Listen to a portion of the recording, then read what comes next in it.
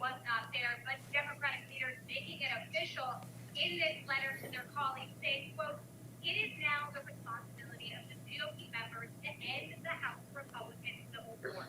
Given their unwillingness to break from MAGA extremism, it is authentic. It's a huge day in the House as Speaker Kevin McCarthy tries to fight off an effort to oust him led by Rep. Matt Gaetz.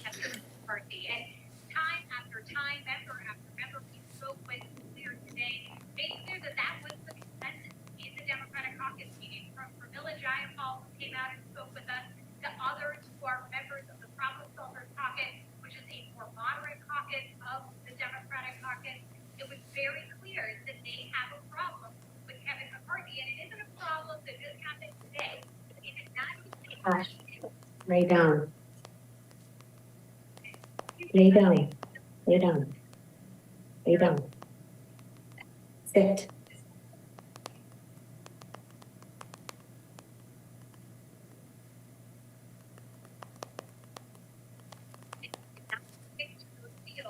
That's part of the reason they're not feeling it out now. Jacob.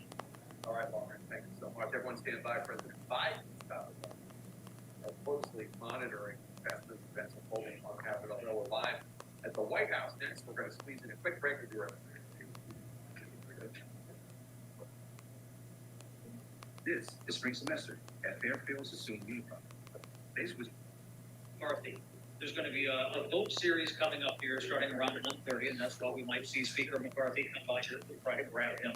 But the first vote that's in play, the main vote that we need to worry about is whether or not they're going to try to kill this effort by Matt Gaetz to oust the Speaker. This is called a motion to table. And what this is an effort to step that up and to stop. And you don't really know exactly how members will vote. You could have Republicans, obviously, who support Kevin McCarthy. They will vote to table because they don't want there to be a speaker vote here on Capitol Hill. You might have some Democrats vote against that because they just don't want the chaos. But some Democrats might vote present. In other words, they're not casting a ballot yay or nay, so they might not vote at all. They're going to sit on their hands. Now, Hakeem Jeffrey is the Democratic leader. He has said repeatedly that Republicans have to solve their own civil war. Just before we came on the air here, however, the Democratic leadership said that they would, in fact, vote to oust Kevin McCarthy if it came to that vote where you have that actual motion to vacate the chair. So let me take you down in the weeds here. This gets a little complicated, but let's try to explain it. The first vote, the vote that we worry about, is the vote on the motion to table Gaetz's effort to get rid of Kevin McCarthy. So they table that and they set that aside. They don't actually go for a vote. Whether or not there should be a speaker. However, How long do we have here, guys? they can actually have a vote to decide whether or not there's going to be a speaker election.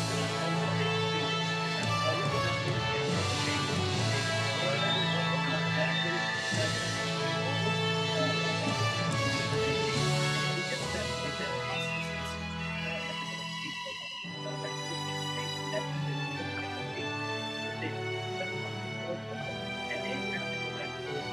the members in the chamber and the first order of business here on Capitol Hill is to elect the speaker.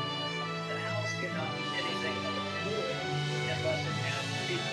Then it takes the members set 15 rounds back in January, but we don't know that we will ever get to that point. And the reason I'm saying this is so much read is they've not been down this road since 1910. So Henry was the Speaker of the House then.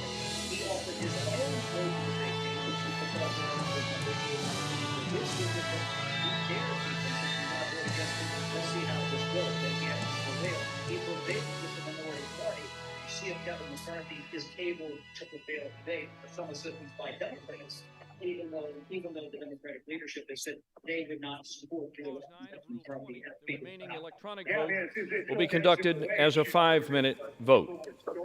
Pursuant to Clause 8 of Rule 20, the unfinished business is the question on ordering the previous question on House Resolution 756, on which the yeas and nays were ordered. The clerk will report the title of the resolution. House Calendar Number 45, House Resolution 756, Resolution providing for consideration of the bill, H.R. 4394, making appropriations for energy and water development and related agencies for the fiscal year ending September 30th, 2024, and for other purposes, and providing for consideration of the bill, H.R. 4364, making appropriations for the legislative branch for the fiscal year ending September 30th, 2024, and for other purposes. The question is on ordering the previous question. Members will record their votes by electronic device. I remind my fellow colleagues, this is a 15-minute vote.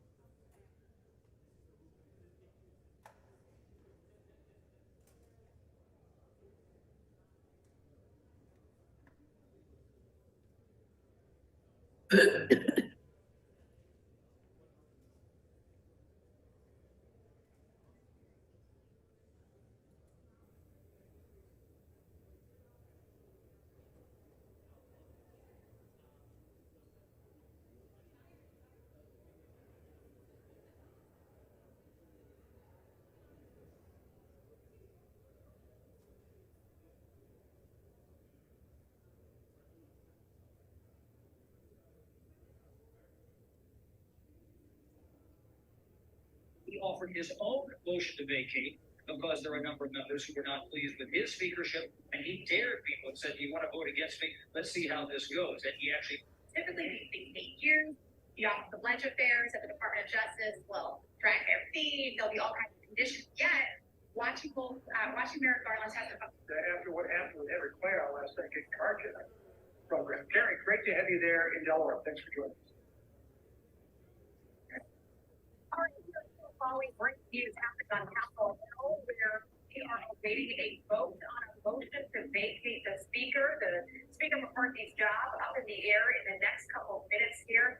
Votes are expected to happen in just about 3 minutes. Let's bring in our senior congressional correspondent, who is just a few steps away from the House floor in chat. We're expecting Speaker McCarthy to walk past you any second, so back up to the House. What is hearing in the last couple of minutes here about where this stands? we're going to have a vote, and we just don't know that there's never going to actually be a vote on trying to out Kevin McCarthy. Vote series coming up here starting around 1:30, and that's why we might see Speaker McCarthy come by here. But the first vote that's in play, the main vote that we need to worry about, is whether or not they're going to try to kill this effort by that Gaetz to oust the Speaker. This is what the motion's taking. And what this is an effort to set that off to the side. And we don't really know exactly how the motion will vote. We have Republicans, obviously, who Kevin McCarthy. They will vote to table because they don't want there to be a Speaker vote. You might have some Democrats vote against that because they just don't want the chaos. But some Democrats might vote present. In other words, they're not casting a ballot yea or nay, or they might not vote at all. They're going to sit on their head. Now, Hakeem Jeffrey is the Democratic leader. He is having to solve their just before we came on the air here, the Democratic leadership said that they would in fact vote to oust Kevin McCarthy if it came to that vote where you have that act. They gave the chair. So let me take you there in the weeds here. This gets more complicated, but let's try to explain it. The first vote that we worry about is the vote on the motion to Gaetz is that to get rid of Kevin McCarthy. They table that and they set that aside. They don't actually go to a vote to consider whether or not there should be a that motion is defeated. They actually have a vote to decide whether or not there's going to be a Speaker election. And I told them what they do is have all of the members gather the chamber. They all the vote alphabetically, the members then into the get to that point that probably means that motion to vacate that means that you have a Speaker. If they are successful in voting for that, and they have to go back to January 3rd. January 3rd is the start of the Congress.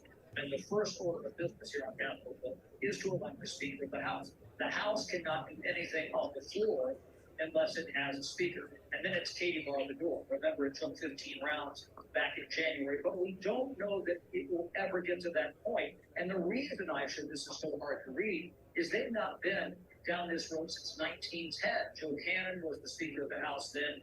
a motion to vacate because there are a number of members who are not pleased with his speakership, and he dared people and said, "You want to vote against me? Let's see how this goes." And he actually prevailed. He prevailed with the minority party. We'll see if McCarthy is able to prevail today with some assistance by Democrats, even though the Democratic leadership they supported Kevin McCarthy as Speaker of the House. Yeah, I mean, it's going different way, Chad. It's an awful lot of story precedent here. The big question is, how many allies does Gaetz have? Because I would assume there was a Keith Jeffrey saying that he was going to use the caucus to vote to vacate the chair. So that's a little bit of an effect from that because they're going to the leader since marching. So how many Democrats or how many Republicans are needed to bolster the Democratic caucus in order to vacate the chair? And how many votes did Gaetz have? Kevin McCarthy was pretty clear this morning. He said, if there are 5 Republicans who vote against me, then I'm out. But this is why this parliamentary is so challenging. We don't know what the magic number is because we don't know how many members actually cast ballots. We don't know how many Democrats might sit this one out. There are some attendance issues here today. And you also don't count the number of votes of members voting present. So that's why I say this is like an algebraic approach. You don't actually know the magic number. But if you have currently 433 members of the House, Kevin McCarthy has a seat in New Jersey. As he said before, if they go to 5 votes against him, then they gave it up. But again, it's hard to know until we actually see how this roll call vote goes and see how many people vote for him, how many people vote present. You don't know. And you hear these buzzers behind me. That's the House calling the vote series right now. Now, this first vote, don't worry about that. There's going to be a second vote after that. Don't worry about that. And then as we get closer, I would say probably closer to 2 o'clock, that's the roll call vote that we have to worry about. That is the vote on the motion to table or to kill the Gaetz effort to vote the new speaker. There's always a vote before you vote, right? So yes, we're watching for the third vote here. We have just started the first vote in the series of 3. We want to remind our viewers, there's about 200 Republicans here, House Republicans, that are for Speaker McCarthy. This is a mass state motion, and he might have a handful of Republicans, but he's going to need to count on Democrats if he wants to oust Speaker McCarthy, which might happen today. If we go back to January, Chad, you expect Speaker McCarthy to put his name back into the jar here? Is he gonna go back to try to become Speaker again and take 15 rounds? Absolutely, and that's what I was told by some of his allies. Some of his allies say he should be the speaker. He's done nothing wrong. There's no ethics issues here. There's no reason to have him. He would be established. Stop. But again, you have to kick immediately in to that vote where the House votes on a repeated basis until they get the speaker. They can accommodate no floor traffic and no bills or anything else until they get a speaker. There is no speaker. The speakership is vacant. And the one nuance that I was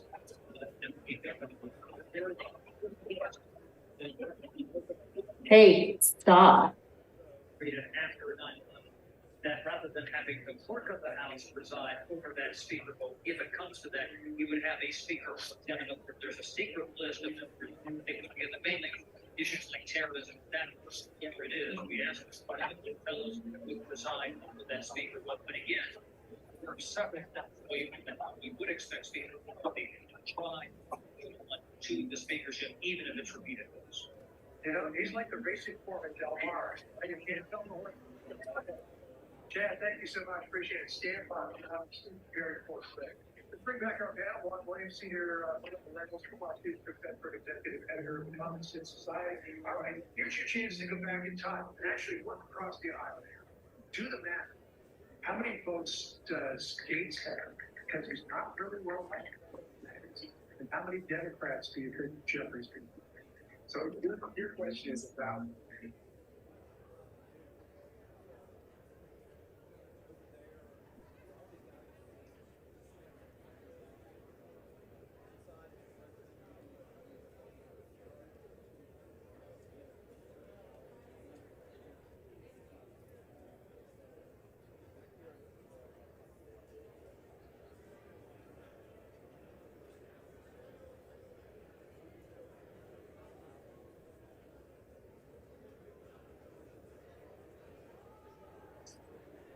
that's the I think that's the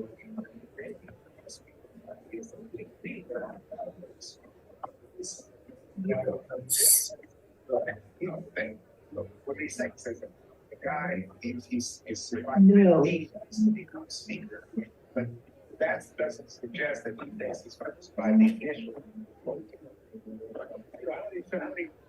How many Gaetz got it up the top on Democrats show up and play ball. So the question is, the Democrats aren't going to say it. They've been pretty clear on that.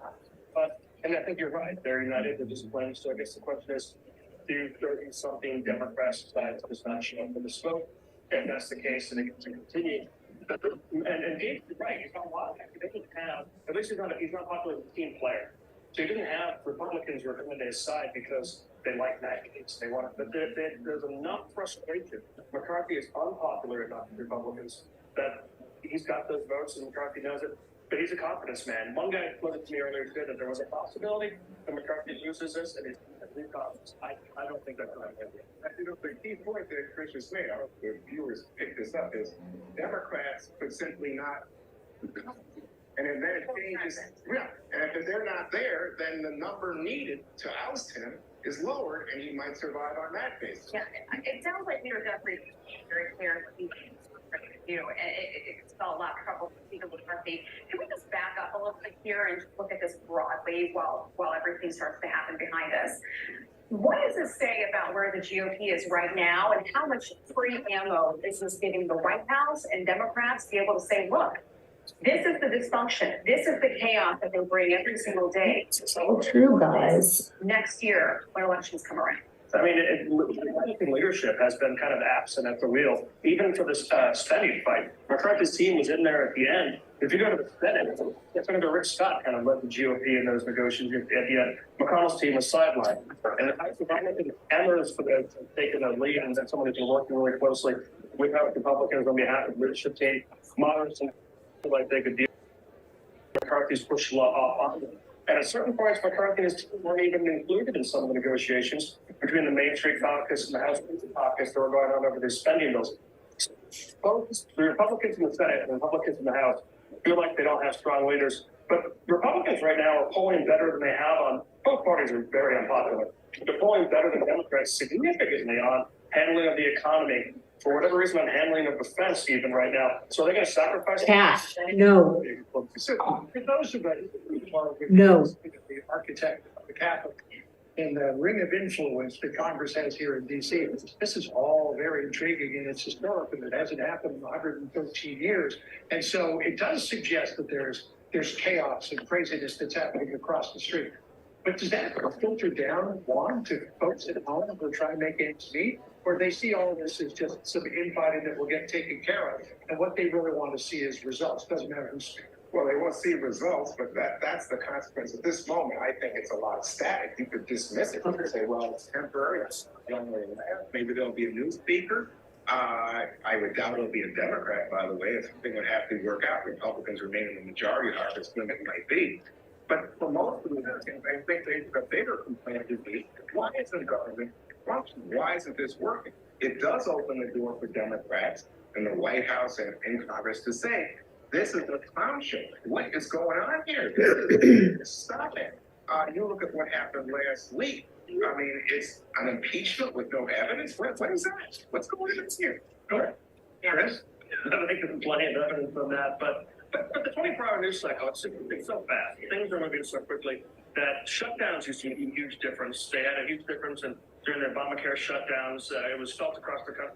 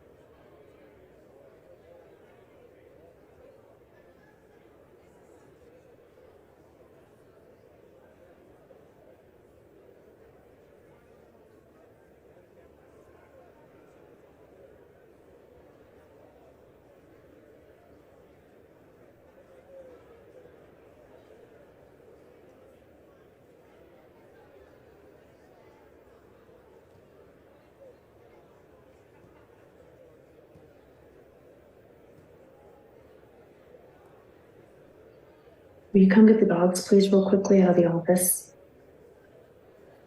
Jimmy, please.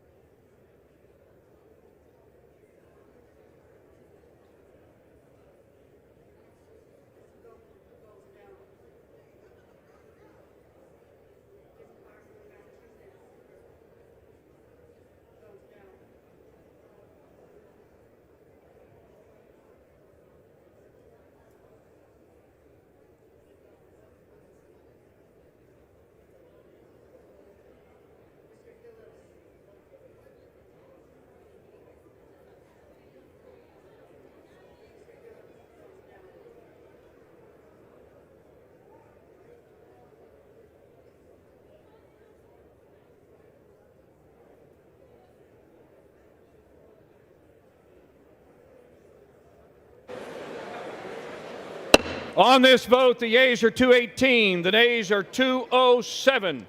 The previous question is ordered. The question is on adoption of the resolution. Those in favor will say aye. Those opposed, no. Opinion of the chair, the ayes have it. Gentlelady from Pennsylvania. Mr. Speaker, we would request a roll call vote on the rule. Roll call vote is requested. Those favoring a roll call vote will rise. Sufficient number having risen, a roll call vote is ordered. Members will record their votes by electronic device. This is a 5-minute vote.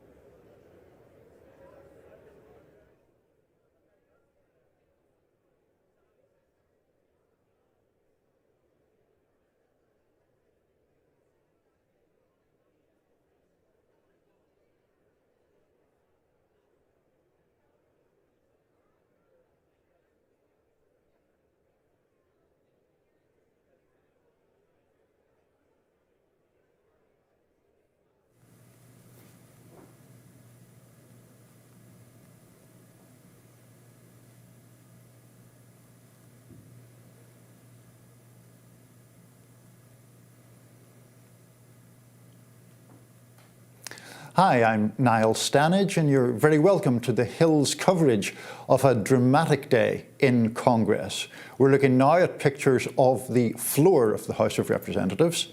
Speaker Kevin McCarthy, of course, trying to hold back an effort to oust him, that effort led by Congressman Matt Gaetz of Florida. There's some procedural motions happening now. We're going to bring you the votes as they happen, of course. But right now, we want to provide some background to today's events. This is part of a motion to vacate, which has been proposed by Congressman Gaetz. In layperson's terms, that is really simply a motion to oust Kevin McCarthy as Speaker. Earlier today, Congressman Gaetz spoke to the media. That clearly somebody's been lied to, because we heard the president come out and say there was a deal with the speaker on Ukraine, and the speaker just stood up in front of all of us and said that there's no deal on Ukraine. The House Democrats say there's a deal on Ukraine, so we're going to have to sort that out. We're going to have to sort out who's lying, because somebody's lying about whether or not, as in this CR negotiation, there was a secret side deal on Ukraine funding. We'll see. Right now, we're going to go back to the House floor. Stay with us for all the details that matter and all the drama that's coming soon. Resolution 757. Resolved that the office of the Speaker of the House of Representatives is hereby declared to be vacant. The resolution qualifies as a question of the privileges of the House. For what purpose does the gentleman from Oklahoma seek recognition? Motion to table at the desk. The clerk will report the motion. Mr. Cole of Oklahoma moves to lay the resolution on the table. The question is on the motion to lay the resolution on the table. Those in favor will say aye. Aye. Those opposed, no.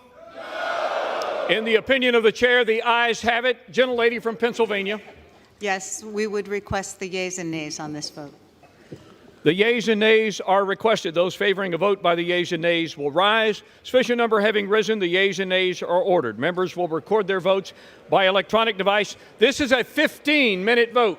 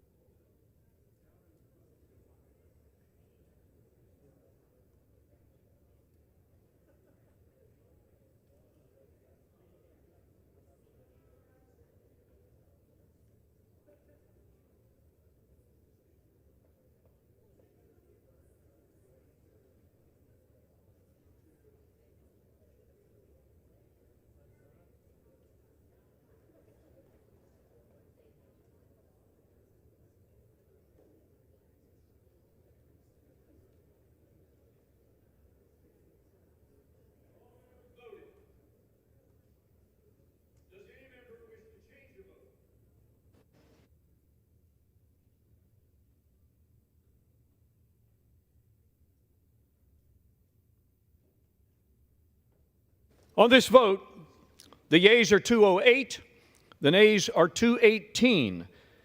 The motion is not adopted. Pursuant to Clause 2A2 of Rule 9, the gentleman from Florida, Mr. Gaetz, and the gentleman from Oklahoma, Mr. Cole, will each control 30 minutes. The chair recognizes the gentleman from Florida. Thank you, Mr. Speaker. I yield such time as he may consume to my colleague from Virginia, Mr. Good. Gentleman from Virginia, Mr. Good, is recognized for such time as he may consume. And before the gentleman speaks, may I remind my colleagues that all parties need to be heard. Would you please clear the well and clear the aisles? And any extraneous conversations need to be taken from the floor.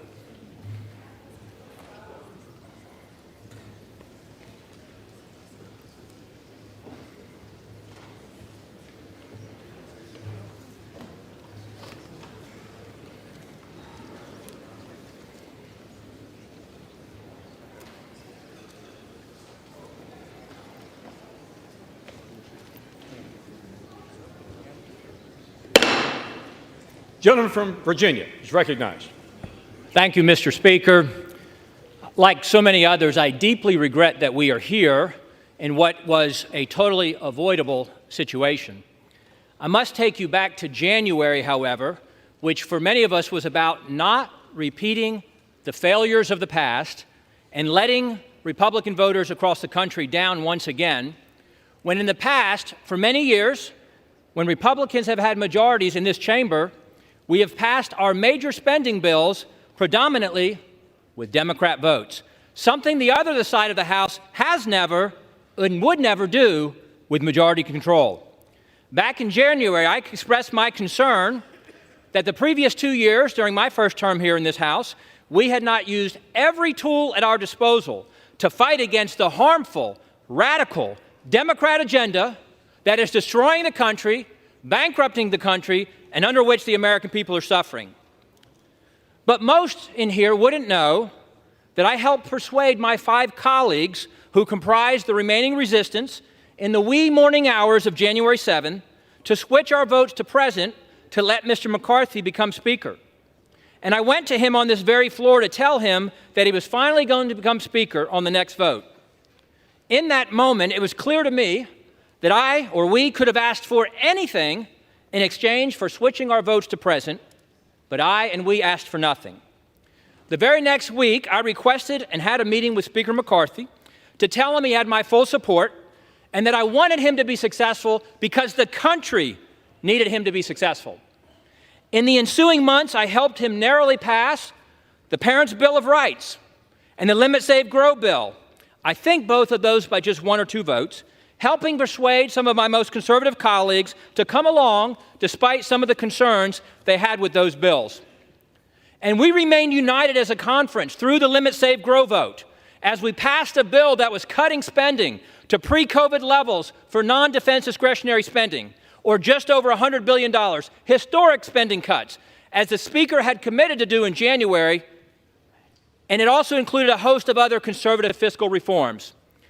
Unfortunately, however, that unity and that commitment to significant year 1 cuts and spending reforms were discarded in the Failed Responsibility Act, as I call it, which passed overwhelmingly, once again, with a majority of Democrat votes, validating the concern many of us had in January.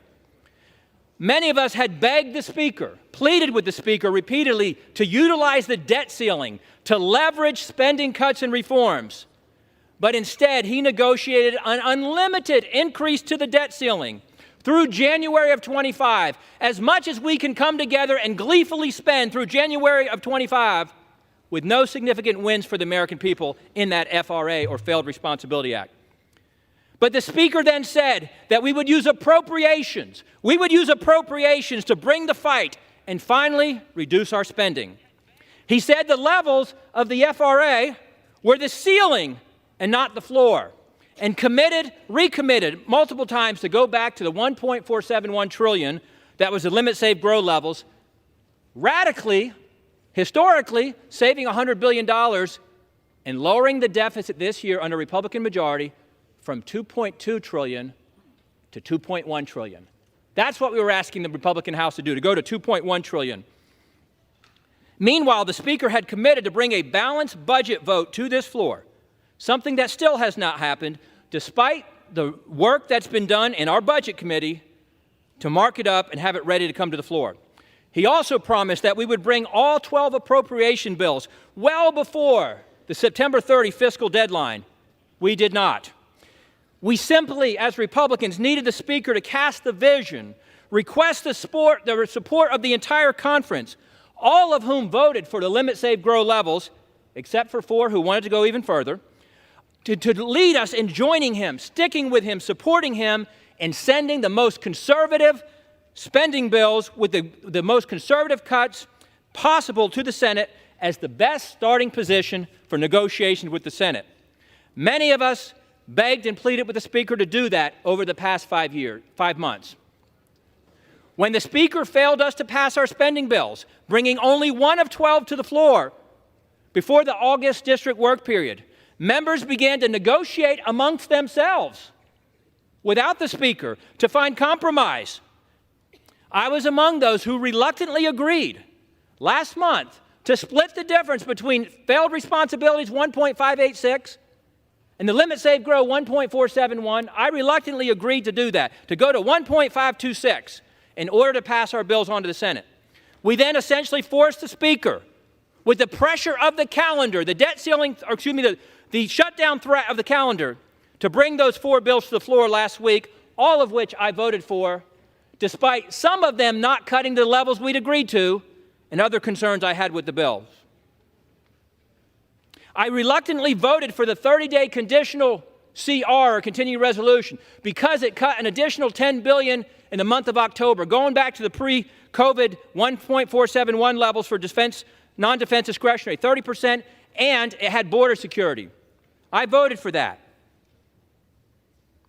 However, when that vote failed, the Speaker this past Friday in the Republican conference meeting made it abundantly clear that he was willing to do anything to avoid the temporary discomfort and the pressure of a pause in the 15% of the non-essential federal government operations, which would guarantee that we would lose to the Senate Democrats and the White House. If you're not willing to say no, then you're guaranteed to lose. And that was confirmed with the passage of the unconditional 45-day CR this past Saturday, once again with 209 Democrat votes. The Republican bill, 209-1 Democrats, 51-0 in the Senate side. The Speaker fought through 15 votes in January to become Speaker, but was only willing to fight through 1 failed CR before surrendering to the Democrats on Saturday. We need a Speaker who will fight for something, anything, besides just staying or becoming Speaker. If there was ever a time to fight, with $33 trillion in national debt, a $2 trillion deficit this year, 40-year high inflation, 20-year high interest rates, a downgraded credit rating, and for the first time in modern history, the polls showing, despite all the help of the media blaming Republicans in the House, the polls showed that the public was blaming Biden and the Democrats for an imminent shutdown. If not fight now, when would we fight? Now is and was the time. With the Democrats driving the fiscal bus off the cliff at 100 miles an hour, we cannot simply be content to be the party that slows it down to 95 just so we can sit in the front seat and wear the captain's hat. Our current debt and our spending trajectory is unsustainable. We need a Speaker, ideally somebody who doesn't want to be Speaker and hasn't pursued that at all costs for his entire adult life, who will meet the moment and do everything possible to fight for the country. A red line was crossed for me, I regret, on Saturday, and chose regret that I must vote against the motion to table as I did and to vote to vacate the chair. And I yield back. Gentleman from Florida reserves his time. Gentleman from Oklahoma, Mr. Cole. Thank you very much, Mr. Speaker. I share one thing in common with my friend from Virginia. This is a very sad day, and certainly a day I never expected to have to live through. You know, I think broadly speaking, as I look across this floor, you can divide members into 3 groups. I'm very happy to be in the first group. The overwhelming majority of my party supports the Speaker that we elected. We're proud of the leadership he's shown. We're proud of the manner in which he's been willing to work with everybody in our conference and, I believe, in this chamber. There's a second group, small group. Honestly, they're willing to plunge this body into chaos and this country into uncertainty for reasons that only they really understand. I certainly don't. And then there are friends on the other side. I mean friends, honestly, with great sincerity. I have a lot of friends over there. And I recognize that my friends on the other side have a very complex set of partisan, personal, and political calculations to make. And I certainly wouldn't presume to give them any advice about that. But I would say, think long and hard before you plunge us into chaos, because that's where we're headed if we vacate the speakership. You know, I personally think there's really three reasons why we've come to this point. That's because at each three of these critical minutes, the Speaker did the right thing. First, there was a Speaker vote. You know, he got 85% of the vote in our conference, 90% of the vote from Republicans on this floor. Yet we had a small group that decided, no, they would dictate what they want. He didn't let that happen. He fought. Now, he fought for himself, but he fought for 90% of us, too, that wanted him to be the Speaker. And I appreciate that. Then, of course, we had the debt ceiling deal. Nobody here thought he could pass a bill. Nobody in America thought he could pass a bill. He did what speakers are supposed to do. He passed the bill. Then he sat down and negotiated with a Democratic Senate and a Democratic president and came back with a good deal, a deal that will limit spending. He did the right thing. Finally, last Saturday on this floor, we were on the verge of a government shutdown that the vast majority of members in this chamber did not want. A substantial majority on my side, an overwhelming majority on the Democrat side. He put his political neck on the line, knowing this day was coming, to do the right thing for the country, without a doubt. My friends and I agree on that, whether or not we agree on the Speaker. He did the right thing. He did the right thing, I think, for this institution. He showed it could function in a time of crisis. And finally, I think he did the right thing for our party. He made sure that we could continue to negotiate and achieve some of the very objectives my friend from Virginia laid out, and achieve them in divided government, which calls for some degree of give and take. So I'm very proud of this Speaker. I'm very proud to stand behind him. Tomorrow morning, whether I win or lose, I'm going to be pretty proud of the people I fought with, and I'm going to be extraordinarily proud of the person I fought for, the Speaker of the House, Kevin McCarthy. And with that, I reserve the balance of my time.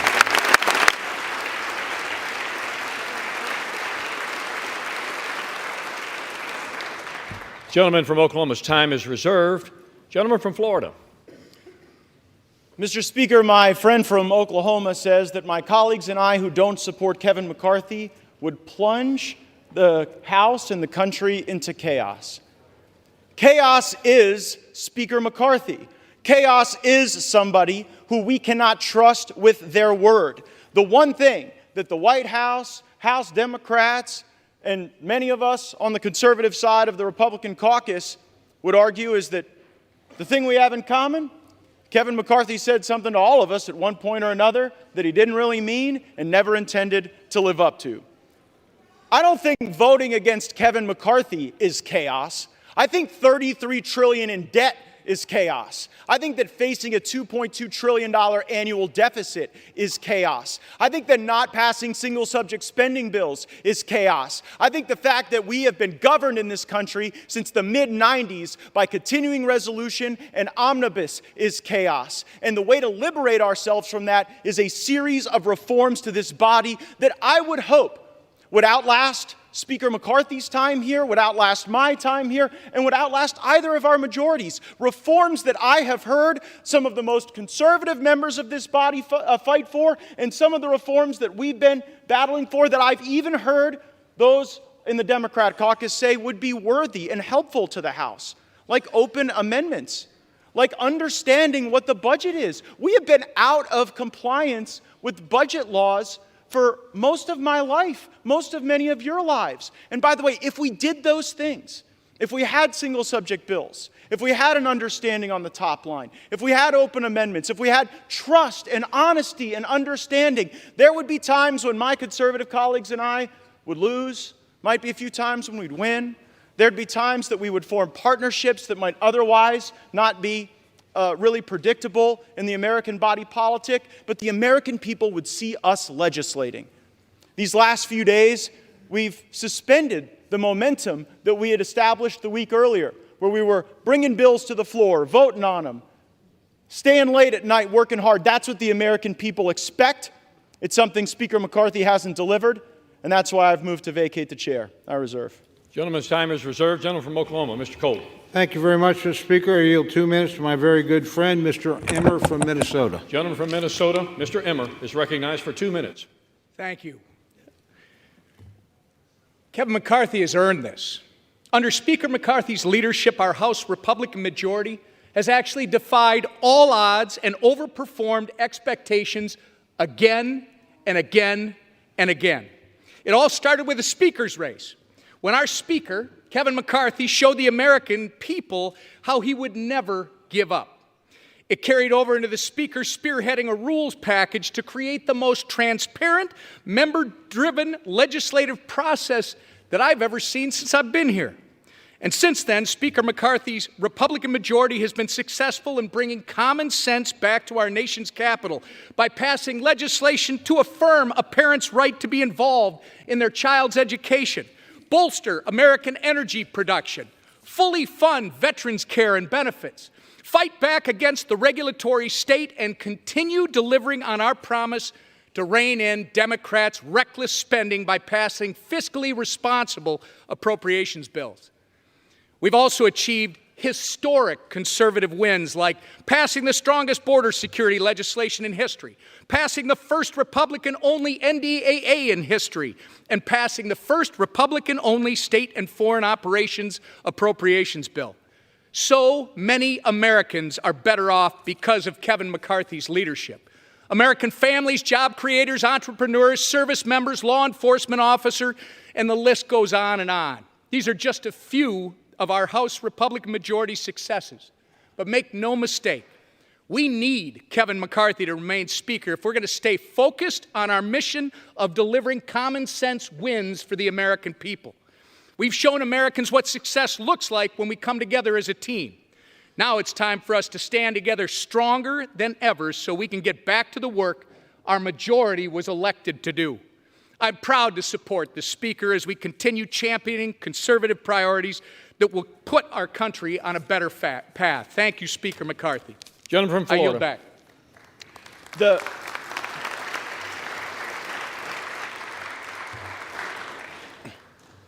The opening line of my colleague's speech was that Speaker McCarthy always overperforms expectations, but after tweeting, "Bring it," and after engaging in profane-laced tirades at House conference, he just lost a motion to table. So I wouldn't necessarily consider that overperforming expectations.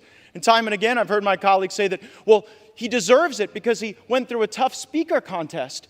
Let me let everyone know, he prevailed in that speaker contest because he made an agreement to fulfill certain commitments to make this an open and honest process, and he has failed to meet those commitments, and that's why we are here. I reserve. Gentleman reserves his time. Gentleman from Oklahoma, Mr. Cole. Thank you very much, Mr. Speaker. I yield 3 minutes to my very good friend, Mr. Jordan of Ohio. Gentleman from Ohio is recognized for 3 minutes. I thank the gentleman for yielding. On January 3rd, we said the 118th Congress is about 3 things. Pass the bills that need passed, do the oversight work that needs to be done, and stop the inevitable omnibus that comes from the United States Senate right before the holidays. Kevin McCarthy has been rock solid on all 3. We have passed the bills we told the American people we would pass. 87,000 IRS agents, that bill passed. Parents' Bill of Rights, that bill passed. Energy legislation passed. Border security, immigration enforcement legislation, the strongest bill ever to pass the Congress, passed earlier this year. We have done what we told them we were going to do. We can't help it the Senate won't take up those good common sense bills. They'll have to answer to the American people come Election Day. Oversight. We have done the oversight that we're supposed to do. Because of our oversight, we know that parents were targeted by the Department of Justice. Because of our oversight, we know that 51 former Intel officials misled the country weeks before the most important election we have. And because of our oversight, the Disinformation Governance Board at the Department of Homeland Security is gone. Because of our oversight, the memo attacking pro-life Catholics has been rescinded. Because of our oversight, unannounced visits to Americans' home by the Internal Revenue Service has stopped. That happened under Speaker McCarthy. And on the third one, on this side of it, we know there's a big old ugly bill coming at the end of the year, all kinds of spending, all kinds of garbage in it. We're still in that fight. Frankly, to Matt's point, we don't know how that one's going to shake out. But we do know this. We do know this. On Saturday, we didn't take the Senate's bill. They tried to send over and shove it down our throats on Saturday. We didn't take that bill. And it was a tough position he was in. There were 5 options on the table last week. Option 1 was to send a long-term CR over there that would have leveraged the 1% cut, something a bunch of us voted for, both parties. Couldn't get the votes for that one. Second option was to focus on the one issue the country now is completely focused on, the border issue. We couldn't get the votes for that one either. But when the Senate tried to send us that bill, he said no to it. I think the Speaker has kept his word. I know my colleagues and friends are saying different. I think he has kept his word on those 3 things that we talked about on January 3rd, and frankly, that entire week. He has kept his word. I think we should keep him as Speaker. I yield back.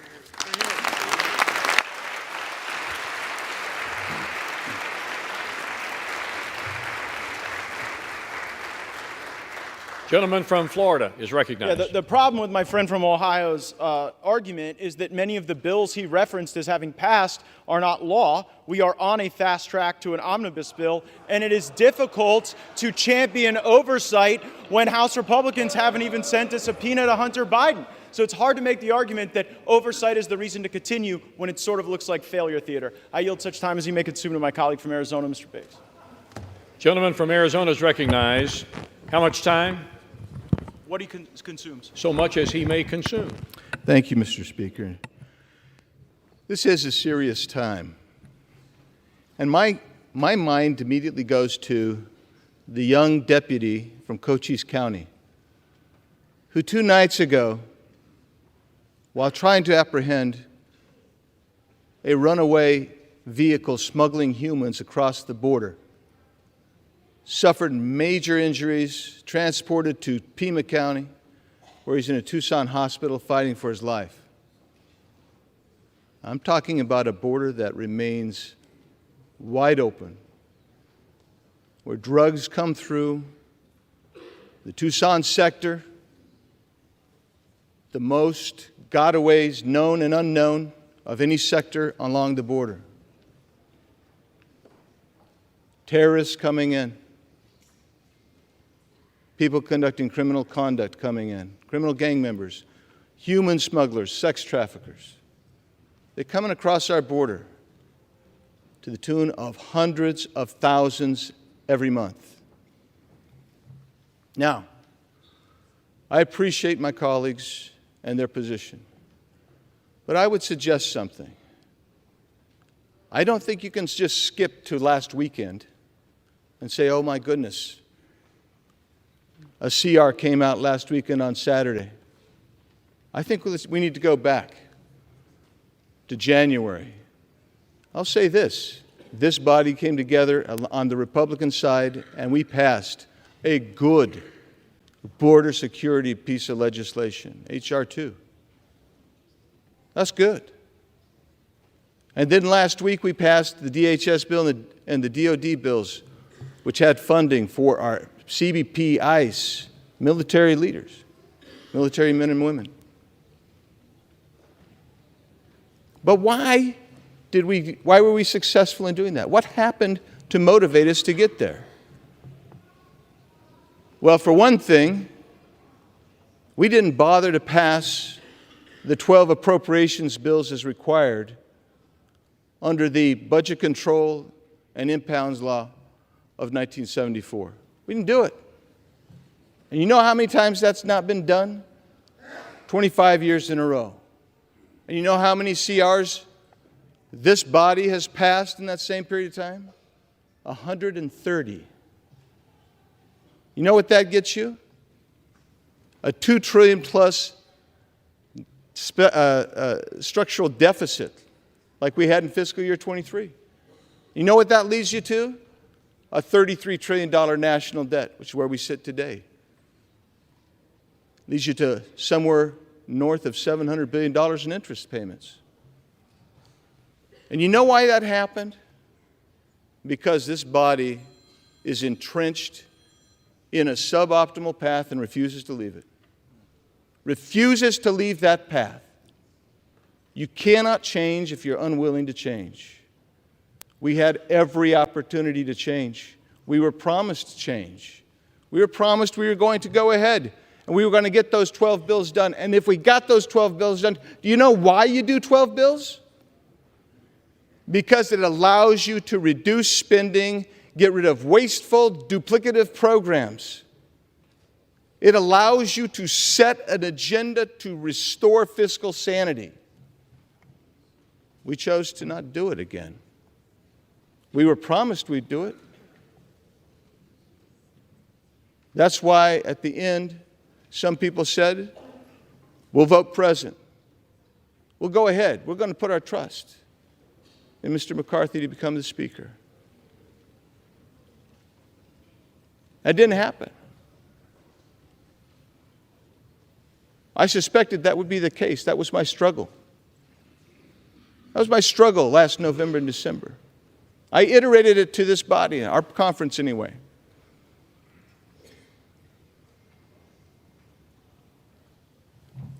When we got to the debt ceiling, again, that seemed to spring upon everybody like a surprise. And when that happened, I was in there for some of those negotiations on where that number would be. And I was astonished how that 1.5 trillion number was negotiated. Unbelievable. Unbelievable. But I will tell you this. To his credit, the Speaker told us one thing that I believe to be true. He said that's basically the ante in a poker game. He can sit down at the table.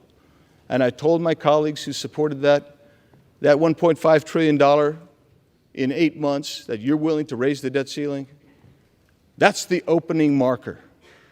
And indeed it was. And now projections are many $1 trillion above that. Yes, I think it's time to make a change. I'm not the only one. And that's it's somber. Thus it is somber. But what have we failed to accomplish? Why didn't we get this stuff done?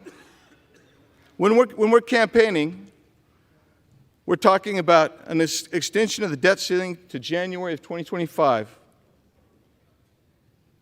We're talking about additional Ukraine funding. Is that going to be, maybe that's good in your districts.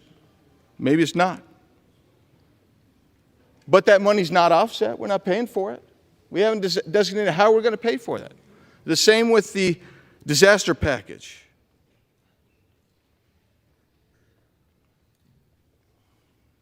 The IRS remains 80% increased. And I would tell you, I could go down the list, but I will just tell you why this happens. When you don't do your 12 budget bills, and you rely ultimately on a CR, and I'll get to the calendar in a second, what happens is you cannot leverage this administration to actually enforce the border laws that you need to have enforced. This is a lawless Biden regime. They will not enforce border laws. And we can pass them till we're blue in the face. But until you leverage the budget and the spending, you will not see enforcement by this administration. So now take a look at the calendar that we were just provided last week. We're supposed to finish by November 3rd our 12 bills. By November 17th, that's when we're supposed to see that the conference committees have come together, both sides, and we've resolved this. I don't believe that that's going to happen. It wasn't going to happen before. You were betting on the come again. At some point, I'd urge you to stop betting on the come and bet on the reality. That's why I can't support the Speaker any longer. I'll be voting for the motion to vacate. Yield back. Reserve. Gentleman yields back his time. Gentleman from Florida. Reserves. Reserves. Members are advised to direct your comments to the chair, please. Gentleman from Oklahoma. Thank you, Mr. Speaker. Mr. Speaker, I yield 2 minutes to my very good friend from Arkansas, Mr. Westerman. Gentleman from Arkansas, Mr. Westerman, is recognized for 2 minutes. Selah, S-E-L-A-H, Selah. This unique word scattered throughout the Psalms signals to the reader to pause, reflect, consider, and maybe take a deep breath before moving on. Psalmists use Selah to emphasize the significance of a statement. For example, King David wrote, "Blessed be the Lord who daily bears our burden, the God who is our salvation." Selah. That is a profound statement with huge implications. It deserves more than a cursory consideration. Within the next hour, this House will vote yea or nay to vacate the Speaker's chair, a profound action with huge implications. This was last tried in 1910. Joseph Cannon won the vote. 113 years later, my office is in the Cannon Office Building, and Uncle Joe Cannon's statue sits just outside this chamber. No living human has taken the vote we're about to take. It deserves that we pause, we reflect, that we consider deeply the ramification of our actions. To my fellow Republicans who would consider voting yes to removing our Republican Speaker, please pause and ask yourself 2 questions. Will your yes vote make America stronger? Will your yes vote strengthen conservative policies? If you believe yes is the right vote, please stand before this body and the American people and articulate your plan. Not your grievances or your wishes, your plan. Convince the mass majority of the Republican conference that strongly disagrees with you to follow you. If you cannot do that, which you have failed to do so far, then voting yes is at the least a disruptive overreaction. In reality, it's selfish, bad for conservative policies, and bad for America.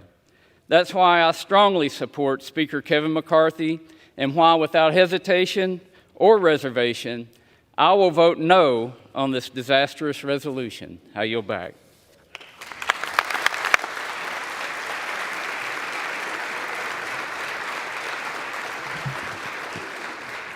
Gentleman from Florida. There's nothing selfish about wanting a Speaker of the House who tells the truth. I reserve. Gentleman reserves his time. Gentleman from Oklahoma, Mr. Cole. Mr. Speaker, I yield 2 minutes to my very good friend from Kentucky and fellow member of the Rules Committee, Mr. Massey. The gentleman from Kentucky, Mr. Massey, is recognized for 2 minutes.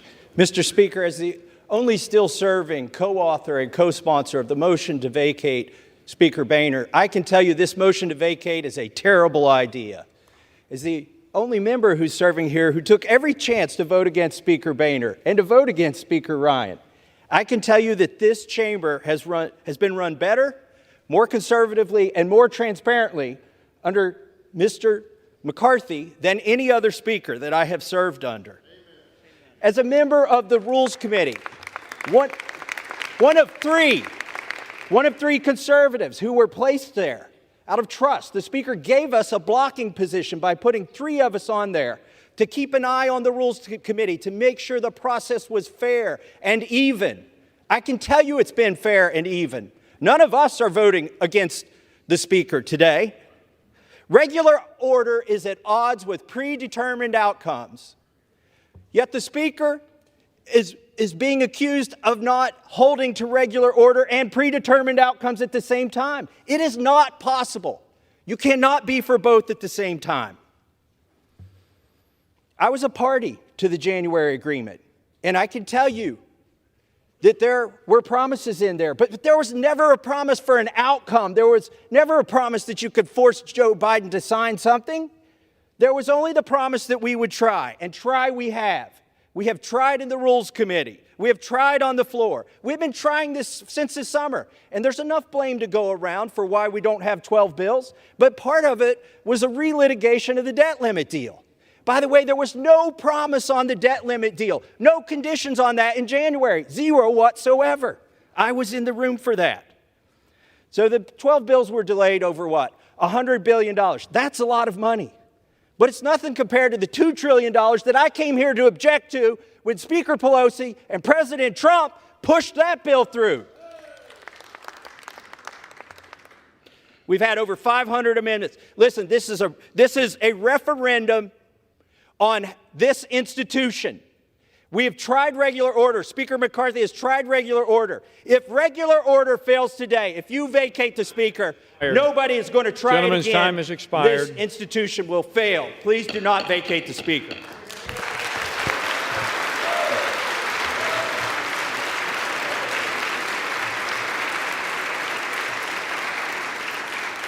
Gentleman from Florida. I reserve. Gentleman from Florida reserves his time. Gentleman from Oklahoma, Mr. Cole. Thank you very much, Mr. Speaker. I yield 2 minutes to my very good friend from California, Mr. McClintock. Gentleman from California, Mr. McClintock, is recognized for 2 minutes. Mr. Speaker, if there was ever a time for sobriety, wisdom, and caution in this House, it is right now. If this motion carries, the House will be paralyzed. We can expect week after week of fruitless ballots while no other business can be conducted. The Democrats will revel in Republican dysfunction, and the public will rightly be repulsed. It'll end when the Democrats are able to enlist a rump caucus of Republicans to join a coalition to end the impasse. This House will shift dramatically to the left and will effectively end Republican House majority that the voters elected in 2022. And this, in turn, will neutralize the only counterweight in our elected government to the woke left's control of the Senate and the White House at a time when their policies are destroying our economy and have opened our borders to invasion. There are turning points in history whose significance is only realized by the events that they unleash. This is one of those times. We are at the precipice. There are only minutes left to come to our senses and realize the grave danger our country is in at this moment. Dear God, grant us the wisdom to see it and to save our country from it.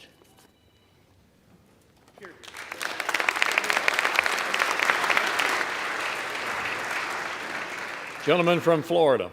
Mr. Speaker, there is nothing sober, wise, or cautious about the path we are on. We are on a path to financial ruin if this House does not take a different posture, a different procedure, and yield toward different outcomes and a better future. I reserve. Gentleman reserves his time. Gentleman from Oklahoma, Mr. Cole. Thank you very much, Mr. Speaker. I yield 1.5 minutes to my very good friend from Florida, Mr. Jimenez. 1.5 minutes. Gentleman from Florida is recognized for 1.5 minutes.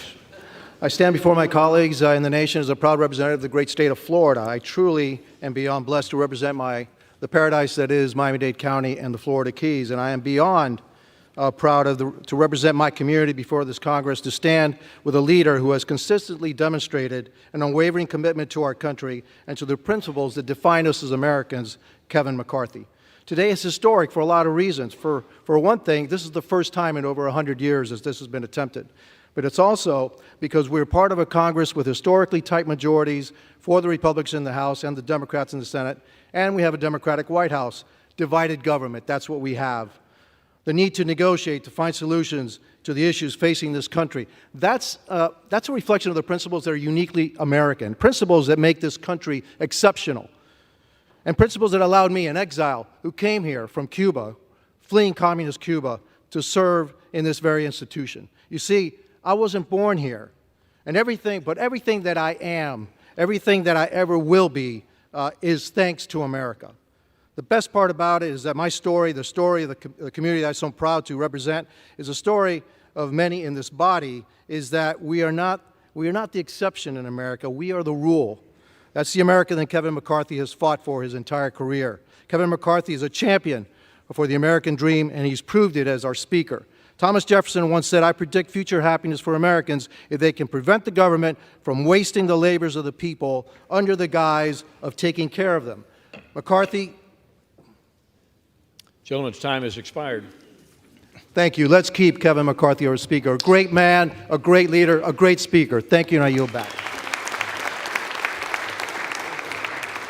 Gentleman from Florida, Mr. Gaetz. Mr. Speaker, may I inquire as to my remaining time? Gentleman has 9 3/4 minutes remaining. I reserve. Gentleman reserves his time. Gentleman from Oklahoma, Mr. Cole. Much, Mr. Speaker. I yield 1.5 minutes to my very good friend from Iowa, the gentlelady, Ms. Henson. The gentlelady from Iowa, Ms. Henson, is recognized for 1.5 minutes. Thank you, Mr. Speaker. I rise today in support of our Speaker, Kevin McCarthy. Let's be very clear here. We would not have a House Republican majority without the relentless efforts of this man, our Speaker. Under his leadership, Joe Biden's policies have had a check and balance. His policies have created a horrific border crisis, 10,000 illegal immigrants a day surging across our border. Under Speaker McCarthy, Republicans have passed legislation to secure our border. Joe Biden has done everything to squash American energy, selling our oil reserves to China. Under Speaker McCarthy, Republicans have passed legislation to unleash American energy dominance. Joe Biden has spent taxpayer dollars like there's no tomorrow. Under Speaker McCarthy, we have returned to passing single subject appropriations bills and ending the status quo of omnibus spending. One of the most valuable pieces of advice that I received was from Kevin McCarthy when I got here to D.C. He told me to separate the signal from the noise. The noise is those who are causing chaos for their own personal benefit while ignoring the needs of their constituents and this country, grinding our work here to a halt. The signal is the many accomplishments that we've delivered for the American people with Speaker McCarthy at the helm. The signal is the failures coming out of the White House time and time again. The signal is the work that we must do today and going forward to save our country for my kids and yours. My colleagues today here have a choice. Be a chaos agent or get back to work. So I call on my colleagues, let's separate the signal from the noise. Let's support our Speaker, Kevin McCarthy, so we can get back to work for the American people. Thank you, Mr. Speaker. I yield back. Gentleman from Florida, Mr. Gaetz. Thank you, Mr. Speaker. I think I've caught the signal, too. The signal is for $33 trillion in debt, facing $2.2 trillion annual deficits. And our fellow Americans may be watching, wondering, how does that happen? How does the greatest country in the world have a process so broken that it would be laughed out of the rooms in the halls of the state legislatures where many of us come from? Here's how it works. The law says we're supposed to have the very single subject spending bills that my colleague referenced in the summer. That we're supposed to have that and move it. But there's a dirty little secret in this town, and that is if you delay, if you hold the bills, if you make multiple contradictory promises, as Speaker McCarthy has done, and you back everybody up against shutdown politics, well, nobody wants to shut the government down. No one cheers for a shutdown. And of course, when people are backed up against shutdown politics, the decision calculus changes. So year after year, decade after decade, we break the law and we do the same thing. We pass a continuing resolution, then we pass another continuing resolution, and then it's either another continuing resolution or an omnibus bill or a series of minibuses that lump these disparate things together. The American people want all of us to take votes on single subject matters. They don't want to see these things all mushed together and log-rolled. And it was concerning to me to hear of news of a secret deal on Ukraine funding that would have log-rolled more money with Ukraine with our southern border. Now, how offensive is that to our Customs and Border Patrol, to our ICE, to the people that are suffering as a consequence of our border, that some of my colleagues are only willing to stand up and fight for our border if they could send billions to Ukraine to fund their border too? Well, I've had enough of that, and that's why I brought this motion to vacate. I reserve. Gentleman's time is reserved. Gentleman from Oklahoma, Mr. Cole. Thank you very much, Mr. Speaker. I yield 1 minute to our distinguished majority leader, my good friend from Louisiana, Mr. Scalise. Gentleman from Louisiana, the majority leader, Mr. Scalise, is recognized for 1 minute. Thank you, Mr. Speaker. Thank my friend from Oklahoma for yielding. And when we go back to January, as many people have, we knew that it was going to be a narrow majority. We also knew that it wasn't going to be easy. How many of us came here because we thought this job was going to be easy?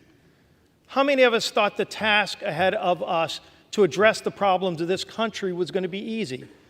One thing we did know is that if we were going to finally start confronting problems that had been ignored for years and years and years, we had to change the way that this place worked.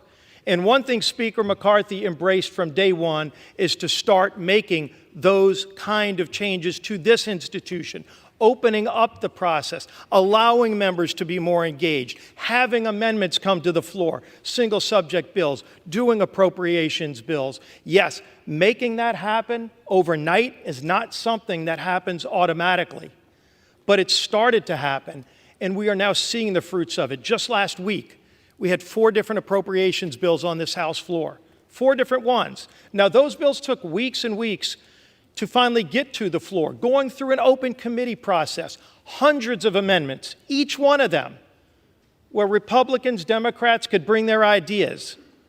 And we debated those bills on the floor, some until after midnight, where members could actually participate in the process.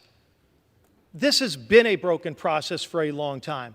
But it's a process where if we're going to confront the problems that families are facing, because right now we need to resolve our differences inside this House chamber before we can then go and fight for those families who are struggling. But every single day across America, families are struggling with real problems that we're going to have to get back to solving. And those problems are real for them. It's inflation, it's the economy, it's high energy costs. It's an open southern border that doesn't just affect the border states. It's affecting every state, Republican districts, Democrat districts. Everybody knows it. And it can be ignored by the White House, but this House is the only body that started to take action. When we, with H.R. 2, and then with the border bill last week, and with the action we took last week, over 70% of government funding passed out of the House.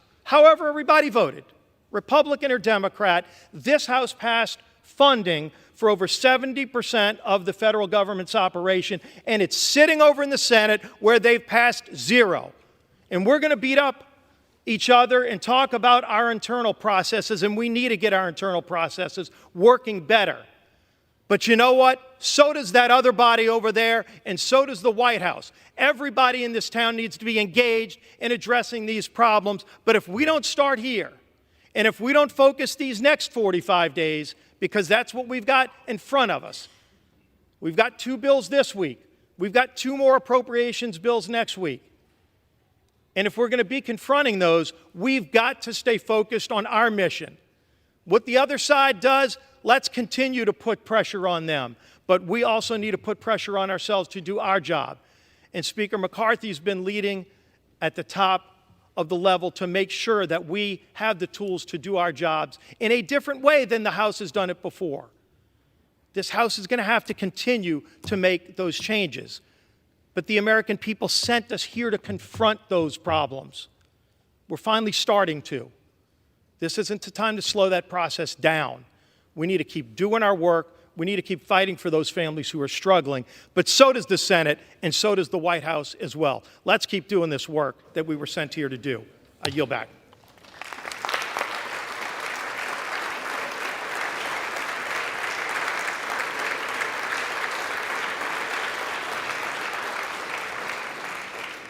Gentleman from Florida is recognized with 7 3/4 minutes remaining. Mr. Cole commands 12 1/2 minutes left in this debate. Gentleman from Florida. I agree with everything that the majority leader said in those remarks, except one thing. It is astonishing to hear any colleague give Speaker McCarthy credit for moving on to the single subject appropriations bills. As you heard my colleague Mr. Biggs say, that was never the plan from Speaker McCarthy. The week before we moved on to those single subject appropriations bills, the plan was another CR. He pitched a CR. They tried to get us to vote for a CR, and only when a brave few said, we are done governing by continuing resolution. We are here to eulogize the era of continuing resolution. We will not do it. We will not pass it. These bills can go. The spending may rise and fall as the years pass, but the notion that we're going to lump in the Department of Education and the Department of Labor with our military and our troops and our Border Patrol is fundamentally unserious, and I would suggest chaotic. We cannot do that. It was only because we forced that to happen. And by the way, if we continue with Speaker McCarthy, the appropriations process will go right back to what he wanted it to go back to. Just a sideshow, just a puppet show, just something to keep the hamsters on the hamster wheel as they continue to back people up against a calendar, Centralize power with the lobbyists and special interests that move all kind of money through the leadership, and then that's how they get their way, and that's why the American people have been getting screwed decade after decade, and I'm not going to tolerate it anymore without a fight. I reserve. Gentleman's time is reserved. Gentleman from Oklahoma, Mr. Cole. Thank you very much, Mr. Speaker. I yield 2 minutes to my very good friend, fellow member of the Appropriations Committee, Mr. Garcia of California. Gentleman from California, Mr. Garcia, is recognized for 2 minutes. Mr. Speaker, I want to recalibrate our minds on what is actually happening here today.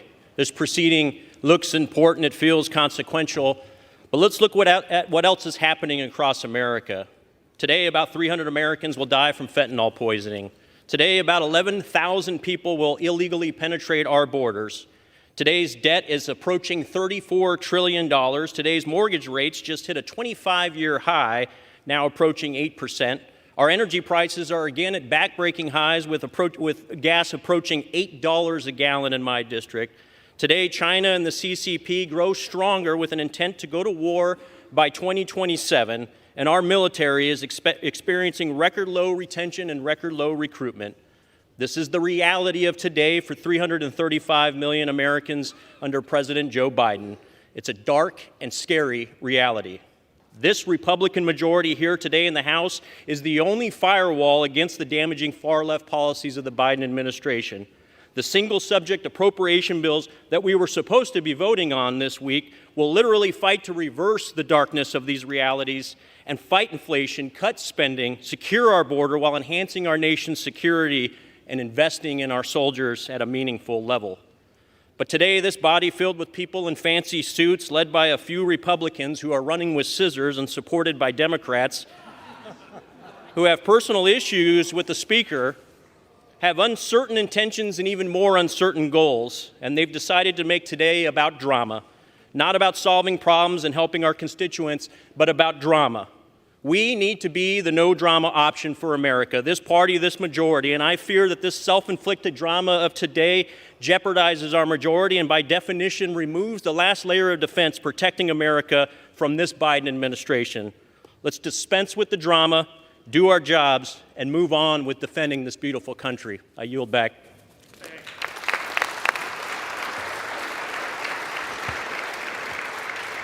Gentleman from Florida. Yeah, I'm here to solve problems too, but we have decade after decade of history showing us that you don't solve any problems with continuing resolutions and omnibus bills. That creates more problems, more debt, more inflation, more pain for American families. So the way to solve problems is to break the fever dream of governing by continuing resolution and omnibus bill and instead return to the very single subject spending bills that we will only get if my resolution passes to vacate Speaker McCarthy.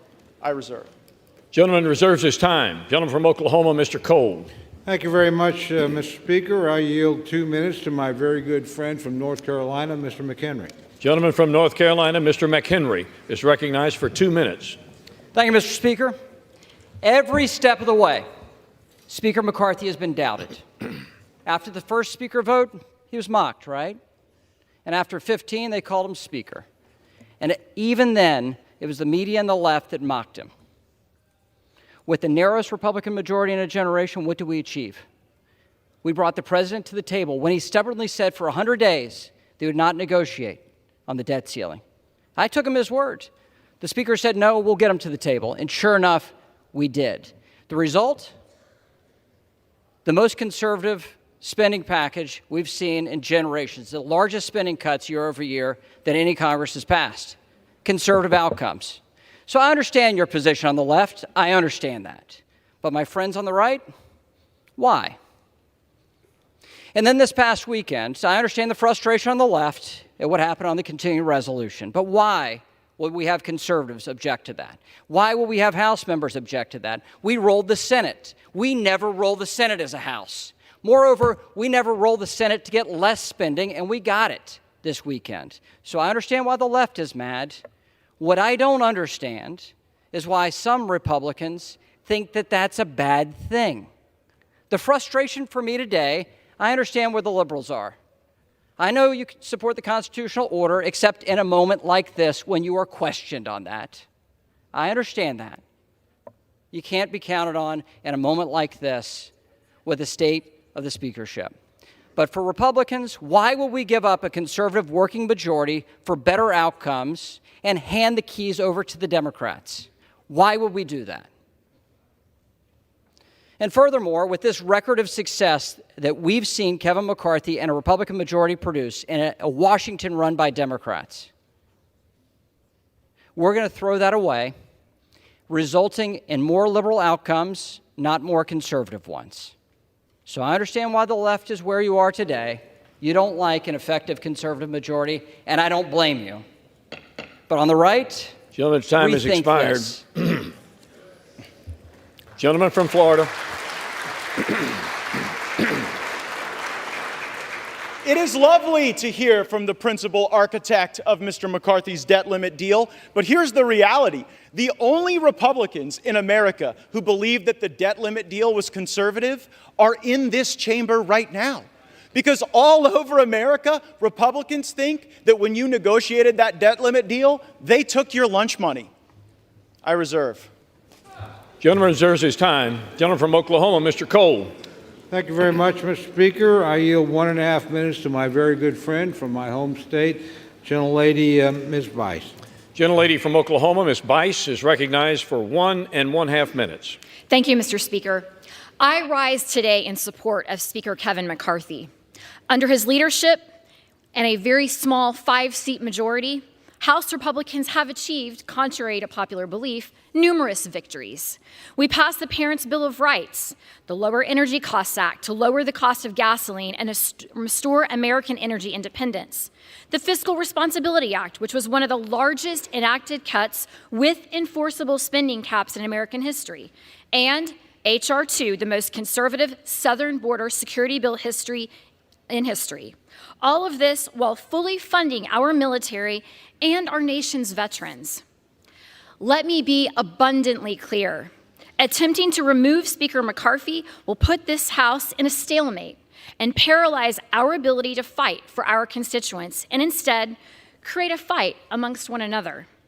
We have 43 days to restore fiscal responsibility and advance conservative appropriations priorities, which is exactly what my colleagues have asked for. Instead, we are threatening any House proceedings. This is an unnecessary distraction. Working together under the leadership of Speaker McCarthy is of the utmost importance. I stand and strongly support Kevin McCarthy for Speaker of the House, and I encourage my Republican colleagues to do the same. Thank you, and I yield. Mr. Cole continues to reserve his time. He has 7 minutes remaining. Mr. Gaetz controls 5.5 in this 1-hour debate. The gentleman from Florida is recognized. I'll reserve. Gentleman reserves. Gentleman from Oklahoma, Mr. Cole. Thank you very much, Mr. Speaker. I yield 2 minutes to my very good friend and our distinguished conference leader, Ms. Stefanik of New York. The gentlelady from New York, Ms. Stefanik, is recognized for 2 minutes. Anyone and everyone who knows Kevin McCarthy, whether they are friend or foe, knows that Kevin McCarthy is a happy warrior. He is tireless. He has that uniquely American grit. Under Kevin's speakership that lasted 15 rounds of him never giving up, this Republican majority has exceeded all expectations. We reopened the People's House. We passed the strongest border security bill in our nation's history. We passed an energy plan to unleash American energy dominance. We passed defense bills to support our troops. Under Kevin's leadership, he's brought hundreds and hundreds of bipartisan members of Congress to Israel, our greatest ally. He elected the most diverse class of Republicans ever, with the largest number of Republican women ever in American history. This boy from Bakersfield, he cares deeply about his constituents, his country, and the American people. And that includes each and every one of his colleagues. He's been to our districts, Gentlelady will toasted at our suspend. weddings, celebrated the birth of our children, and has cheered us when we haven't believed in ourselves, which is why the Republicans strongly support Speaker McCarthy and are proud he is our Speaker. And I yield back. Gentlelady, it was not the intent to cut the gentlelady off, except that we have too much chatter going on in the House chamber. Every member deserves to be heard. So if you have private conversations you need to have, please take them from the floor.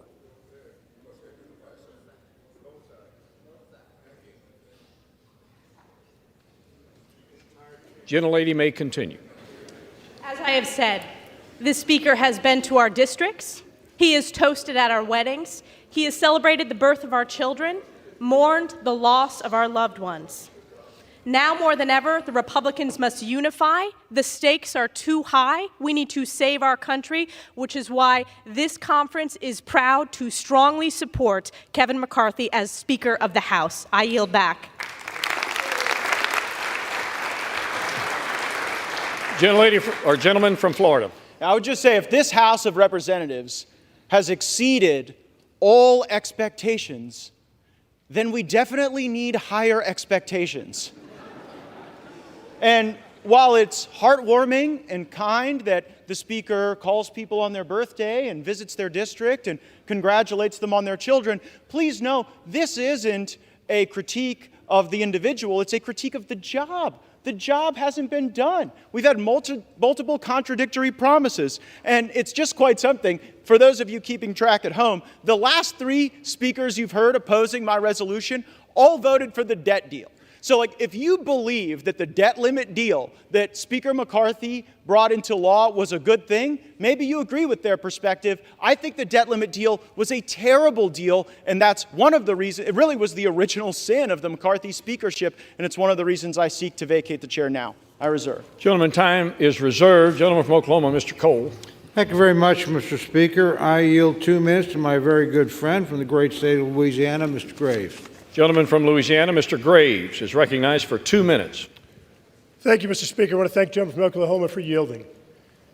Mr. Speaker, we've been here for 8 months with one of the tightest majorities in modern history. Yet look at the accomplishments of this majority, this conservative majority, with the majority of Republicans voting for the strongest border security in my lifetime, fighting against this incomprehensible energy policy that's driving up energy costs 40%, utility and gasoline payments, pushing Americans into energy poverty. We passed legislation to unleash America's energy resources, pushing back this administration's brainless policies on energy. We've passed legislation to pull back, to stop spending $4.8 trillion that I want to make note. My friends that are carrying this motion to vacate opposed. We've passed legislation to streamline regulations, permitting, environmental laws for the first time in 40 years. Again, my friends here opposed. We strengthened work requirements for welfare to get people back into the workforce. Again, my friends over here opposed. I keep wondering, what is going on? Are we redefining what conservative is? What's going on in this country today? What's going on in this body? Where you have Freedom Works, Heritage, Chip Roy, and Jim Jordan say something's conservative, and these folks say it's not, and they're right. And all of a sudden, my phone keeps sending text messages. Text messages saying, hey, give me money. Oh, look at that. Oh, look, give me money. I filed the motion to vacate. Using official actions to raise money. It's disgusting. It's what's disgusting about Washington. Mr. Speaker, we've watched as these folks right here that have brought up this motion to vacate have refused to pay our military service members, refused to pay them. I want to quote my delegation member, my senator from Louisiana, John Kennedy. If we're not going to pay our service members, if they're not going to be there to protect us, next time someone invades America, call a crackhead and let me know how that works out for you. Yield the gentleman another 30 seconds. Gentleman is recognized for an additional 30 seconds. Mr. Speaker, I've heard people talk about bad faith here. I've heard them make reference to this January agreement. My friends from Arizona, Virginia, and Florida. Let me be crystal clear. Not a single one of them were in the room. You know what? The Speaker didn't meet the targets of that January agreement. He exceeded them. The greatest savings in American history. The greatest savings in American history. Mr. Speaker, this isn't about fundraising. This is about our country. It's about our children and our grandchildren. We need to stand behind the slimmest 30 majority. seconds. We need to stand behind the greatest speaker in modern history that has delivered the best conservative wins for this country. I yield back.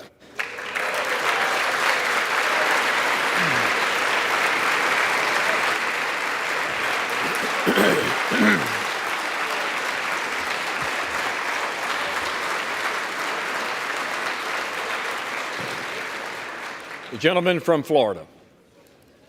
My colleague says we've passed the strongest border bills in history. Well, guess what? Look at the border right now. We didn't use sufficient leverage in the debt limit or in any other thing to actually get results on the border. The border is a disaster, really something I don't think you're going to be campaigning on, that you fixed the border. Second, you said you streamlined regulations. What the gentleman from Louisiana doesn't tell you is that all of the regulatory reform he was just bragging about is waivable by the stroke of a pen of someone in the Biden White House. Do you really think you've got anything for that? It's a total joke. And then finally, the welfare to work that the gentleman from Louisiana said we got. The welfare programs that they said that they streamlined with their welfare to work stuff, they're actually going to grow. Because while they did work requirements, they blew out those programs with expanded eligibility. I'm real glad you guys didn't put work requirements on Medicaid. It probably would have resulted in Medicaid expansion.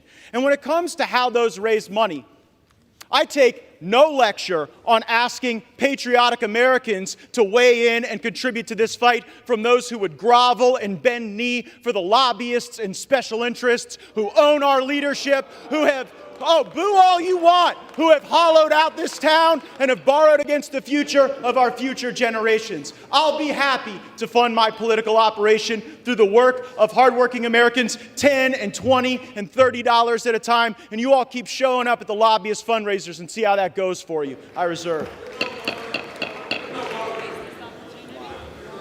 Once again, the chair would admonish those speaking from the floor to direct their comments to the chair.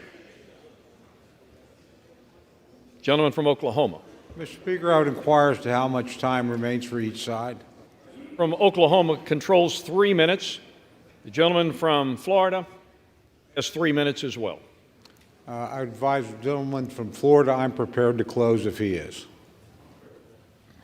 Mr. Speaker, I yield the balance of my time to my great friend from North Dakota, Mr. Armstrong. Gentleman from North Dakota, Mr. Armstrong, is recognized with the remaining 3 minutes. Thank you, Mr. Speaker. Let's be clear why we're here.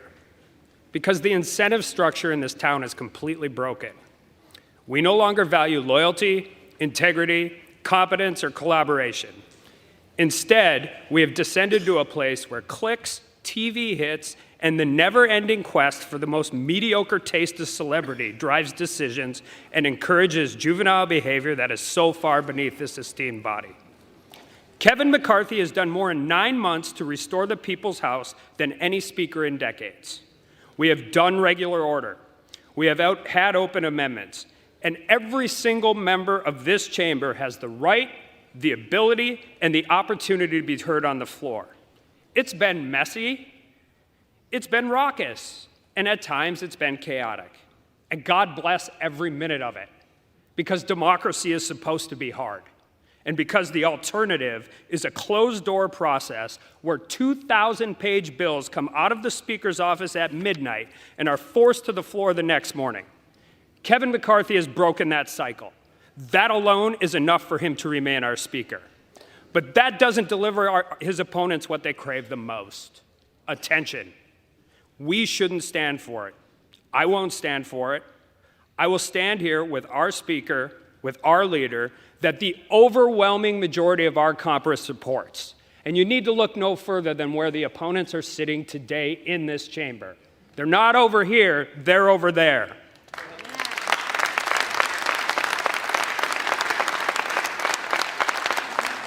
So we're going to face these challenges together, and I say bring whatever comes next, because we believe in the job you have done, Mr. Speaker. We believe in your vision. And most importantly, we are proud to call Kevin McCarthy our friend and our Speaker of the House. And with that, I yield back.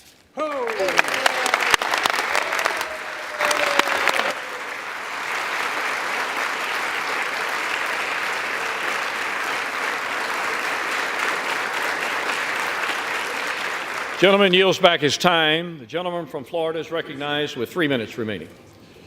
To be clear, I tried to get one of the 3 podiums on the Republican side, and y'all wouldn't let me have them, so you sent me over here. But you know what? I'll make this argument at any desk in this building, from the well, from the chair. I'll make it on every street corner in this country that Washington must change. We have to break the cycle. We have to break the fever. And I would hope, truly, that the reforms that we are fighting for are reforms that would last and be embraced and that would democratize power in this institution beyond the privileged few who back us up against shutdown politics and Christmases and deadlines in order to achieve their objectives. Mr. Speaker, high inflation is on the verge of bankrupting American families. Our economy is breaking in half. A typical American family can't afford to buy a house in 99% of U.S. counties. Inflation is stealing more than $700 a month from working Americans, nearly $9,000 a year. Kevin McCarthy is the Speaker of the House of Representatives, and he has failed to take a stand where it matters. So if he won't, I will. I make no apologies for defending the right of every hardworking American to afford a decent life for themselves and their families, and we have a greater opportunity to do that and to build coalitions under new leadership. We have to rip off the Band-Aid. We have to get back on a better course. And Mr. Speaker, I don't know how this vote's going to go. Usually when a vote comes to this floor, it's pretty predetermined. And this one, I'm not so sure. But I am sure that we've made the right argument, that this place deserves single-subject spending bills, that we should have 72 hours to read a bill, that something that spends more than $100 million shouldn't be put on the suspension agenda such that we can't amend it, and there shouldn't be secret side deals made on a continuing resolution to lump Ukraine in with border security. That is not right for Ukraine or border security because it fails to give either of those issues the dignity that they would require. But we can return that dignity to this House. We can get back on a better path. We can have single subject appropriations bills. We can set a budget top line. We haven't had a budget in this place since I was in high school. So let's get a budget. Let's get our act together. Let's get on with it. Let's vacate the chair. And let's get a better speaker. I yield back. Gentleman yields back his time. All time for debate has expired. Without objection, the previous question is ordered on the resolution. The question is on adoption of the resolution. Those in favor say aye. Aye. Those opposed, no. No. The noes have it. The resolution is, gentleman from Florida. I'd request the yeas and nays. The yeas and nays are requested. Those favoring a vote by the yeas and nays will rise. A sufficient number having risen, the yeas and nays are ordered. Pursuant to Clause 3 of Rule 20, the Chair directs the clerk to conduct the vote by a call of the roll. The clerk will call the roll alphabetically by surname.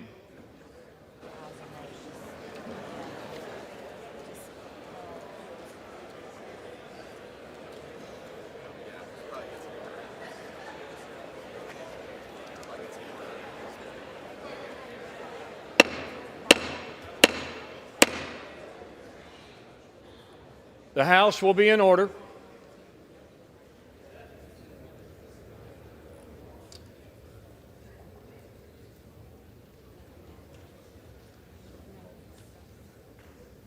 The clerk may call the roll. Adams. Yay. Adderholt. Nay. Aguilar. Yay. Alford. No. Nay. Allen. No. Nay. Allred. Yay. Amaday. No. Nay. Armstrong. No. Arrington. Nay. Auchincloss. Yay. Babin. Nay. Bacon.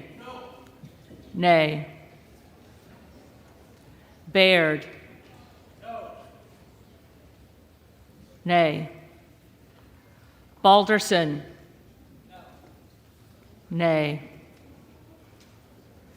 Ballant. Yay. Banks. Banks.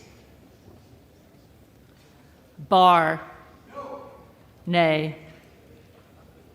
Barragan.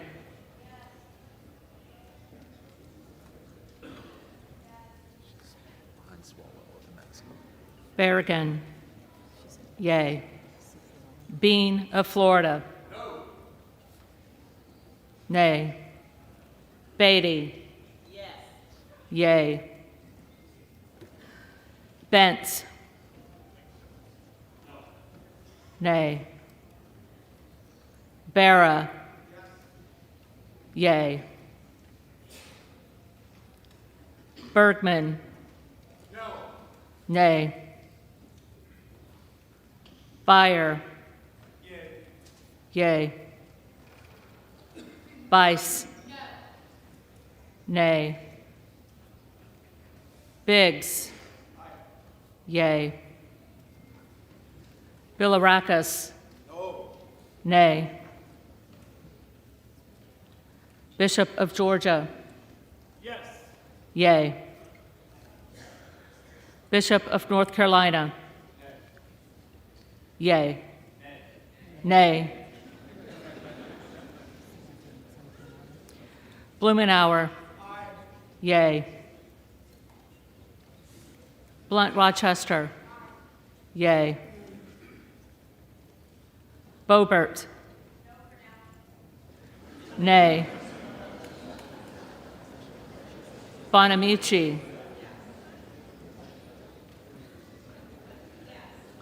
Yay. Bost. Nay. Bowman. Yay. Boyle of Pennsylvania. Yay. Burkine. Nay. Brown. Yay. Brownlee. Yay. Buchanan. Nay. Buck. Yay. Bouchon. No. Bazinski. Yay. Burchett. Yay. Burgess. Nay. Burleson. Nay. Bush. Bush. Calvert. Nay. Kamek. Kamek. Caraveo. Yay. Carbajal. Yay. Cardenas. Yay. Carey. Nay. Carl. Nay. Carson. Yay. Carter of Georgia. Nay. Carter of Louisiana. Yay. Carter of Texas. Carter of Texas. Cartwright. Yay. Kassar. Yay.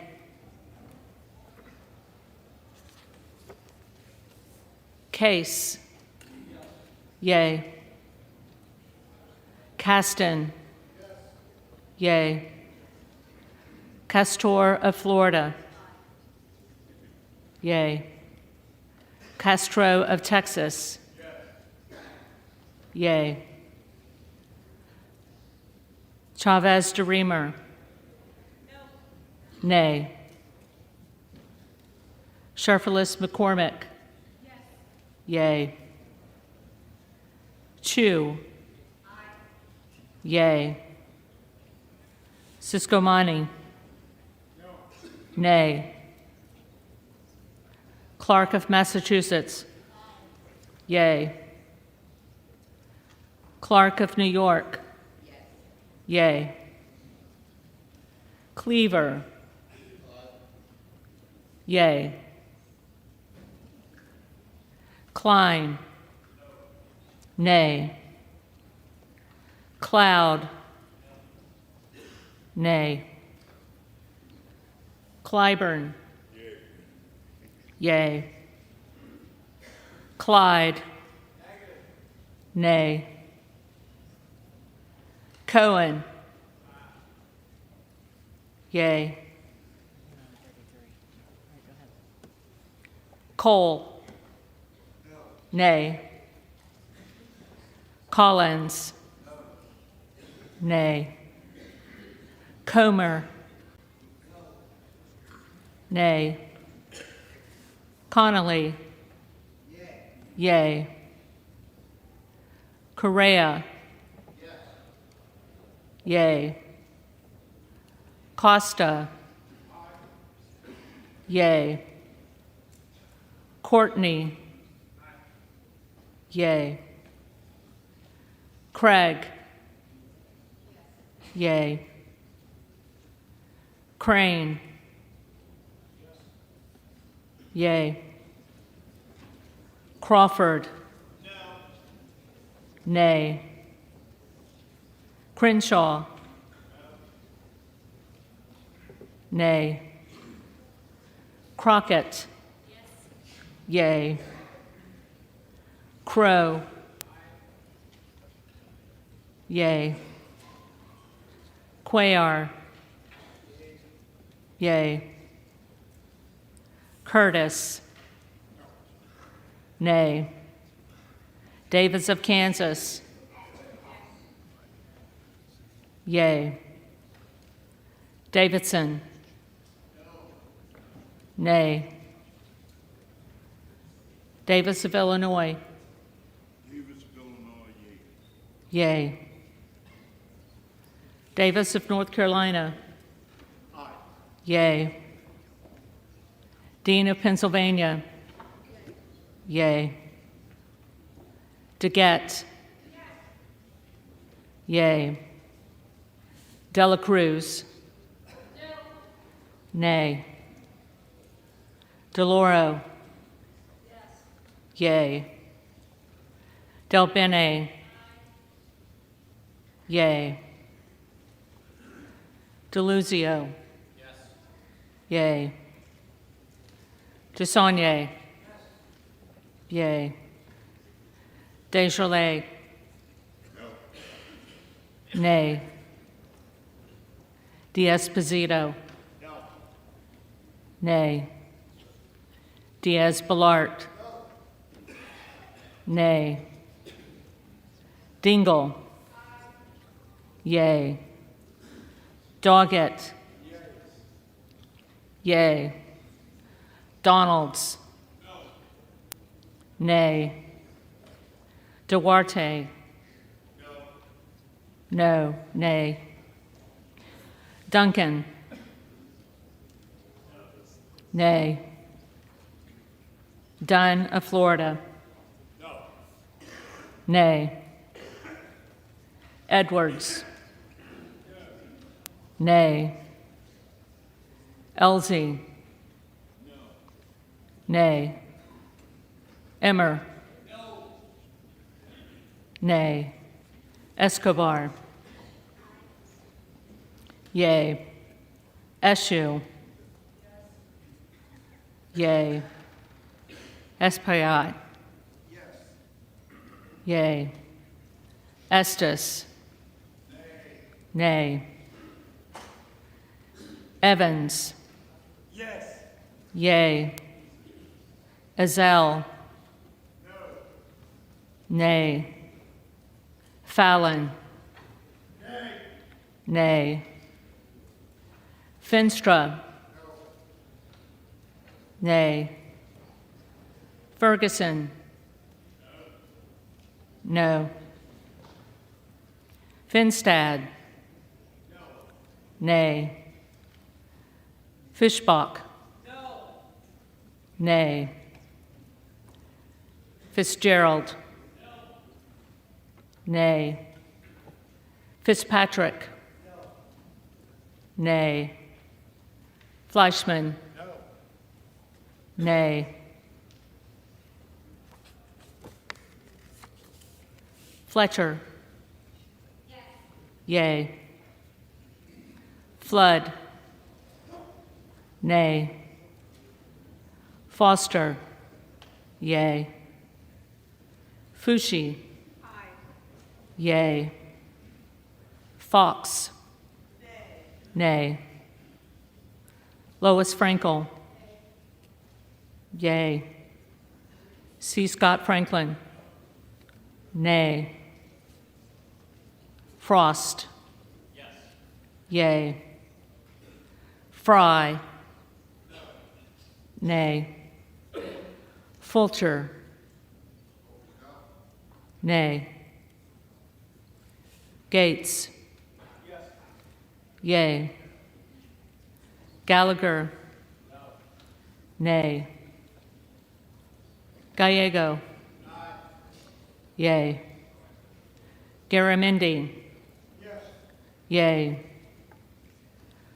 Garbarino? Nay. Mike Garcia? Nay. Robert Garcia? Yea. Garcia of Illinois? Yea. Garcia of Texas? Yea. Jimenez? Nay. Golden of Maine? Yea. Goldman of New York? Yea. Gomez?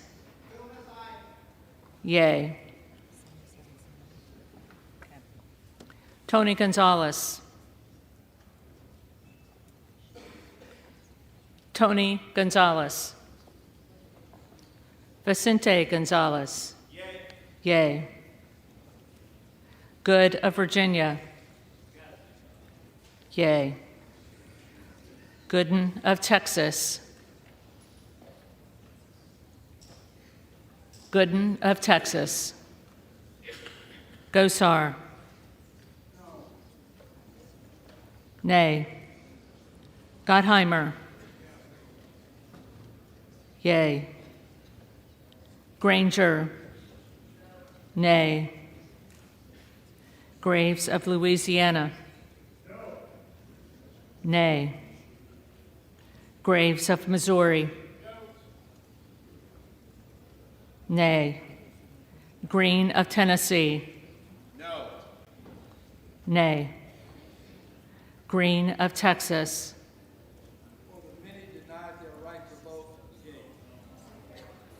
Yea.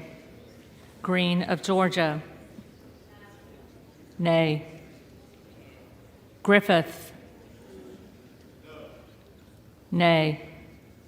Grijalva? Yea. Grothman? Nay. Guest? Nay. Guthrie?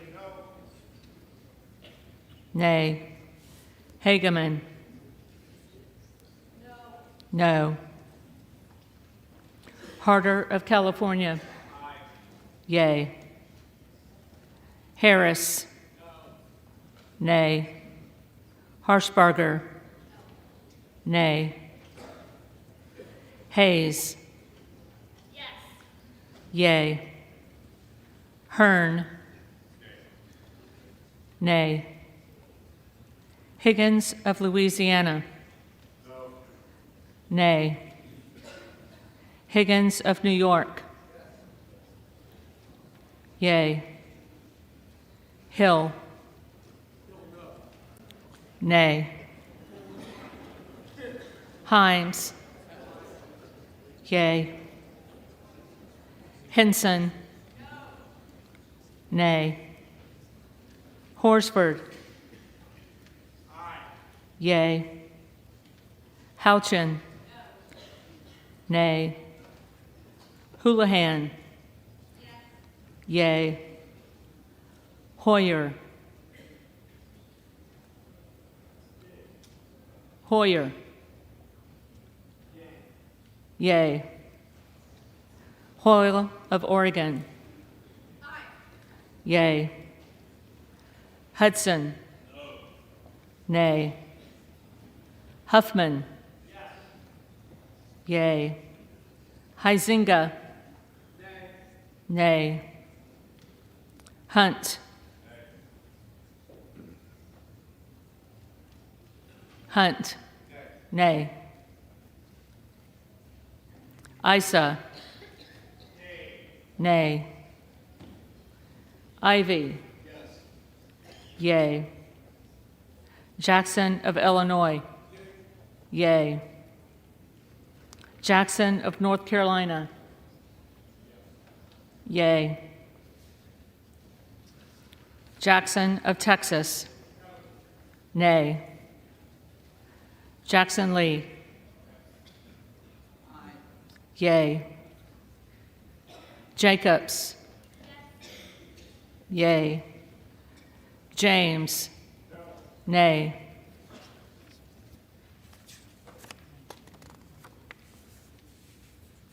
Jayapal.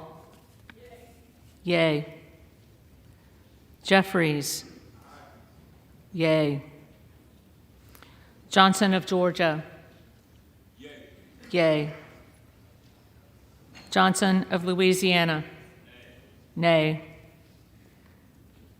Johnson of Ohio. Nay. Johnson of South Dakota. Nay. Jordan. Nay. Joyce of Ohio. Nay. Joyce of Pennsylvania. Nay. Camlogger Dove. Yea. Captor. Yea. Kane of New Jersey. Nay. Keating. Yea. Kelly of Illinois. Yea. Kelly of Mississippi. Nay. Kelly of Pennsylvania. Absolutely not. Nay. Kana. Yea. Kiggins of Virginia. Nay. Kildee. Yea. Kiley. Nay. Kilmer. Yea. Kim of California. Nay. Kim of New Jersey. Yea. Krishnamurthy. Yea. Custer. Yea. Kustoff. Nay. LaHood. Nay. LaLota. Nay. LaMalfa. Nay. Lamborn.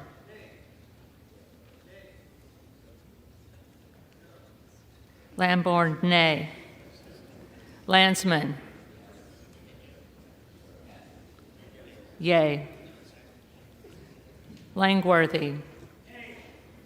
Nay. Larson of Washington. Yea. Larson of Connecticut. Yea. Latta. Nay. LaTurner. Nay. Lawler. Nay. Lee of California. Yay. Lee of Florida. Nay. Lee of Nevada. Yay. Lee of Pennsylvania. Yay. Ledger Fernandez. Yay. Lesko. Nay. Letlow. Nay. Levin. Yay. Liu. Yay. Lofgren. Yay. Loudermilk. Nay. Lucas. No. Nay. Lutkemeyer. No. Nay. Luna. Luna. Luttrell. Nay. Lynch. Yes. Yay. Mace. Yay. Magaziner. Yay. Maliotakis. Nay. Man. Nay. Manning. Yay. Massey. Nay. Mast. Nay. Matsui. Yay. McBath. Yay. McCall. No. Nay. McLean. Nay. McClellan. Yay. McClintock. Nay. McCullum. Yay.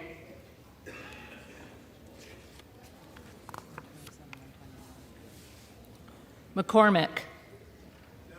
Nay. McGarvey. Yay. McGovern. Yay. McHenry. No. Nay. Meeks. Aye. Yay. Menendez. Yes. Yay. Ming. Yes. Yay. Muser. No. Nay. Mfume. Aye. Yay. Miller of Illinois. Nay. Miller of Ohio. No. Nay. Miller of West Virginia. Nay. Miller Meeks. Nay. Mills. Mills. Molinaro. Nay. Molinar.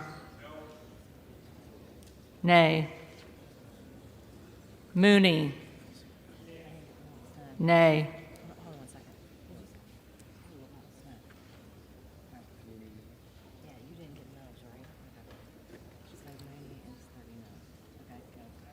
Moore of Alabama. Nay. Moore of Utah. Nay. Moore of Wisconsin. Yay. Moran. Nay. Morelli. Yay. Moskowitz. Yay. Moulton. Yay. Mervan. Yay. Mullen. Yay. Murphy. Nay. Nadler. Yay. Napolitano. Yay. Neal. Yay. Neguse. Yay. Nels. Nay. Newhouse. Nay. Nickel. Yay.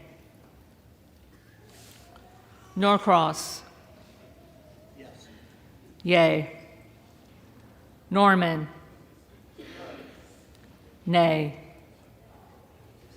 None of Iowa. Nay. Obernolte. Nay. Ocasio-Cortez. Yay. Ogles. Nay. Omar. Yay. Owens. Nay. Pallone. Yay. Palmer. Nay. Panetta. Yay. Pappas. Yay. Pasquarel. Yay. Payne. Yay. Pelosi.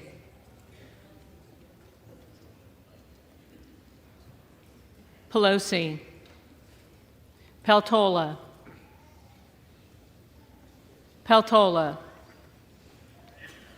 Pence. No. Nay. Perez. Yay. Perry. Nay. Peters. Yay. Pedersen. Yay. Pfluger. Nay. Phillips. Yay. Pingree. Yay. Pocan. Yay. Porter. Yay. Posey. Nay. Presley.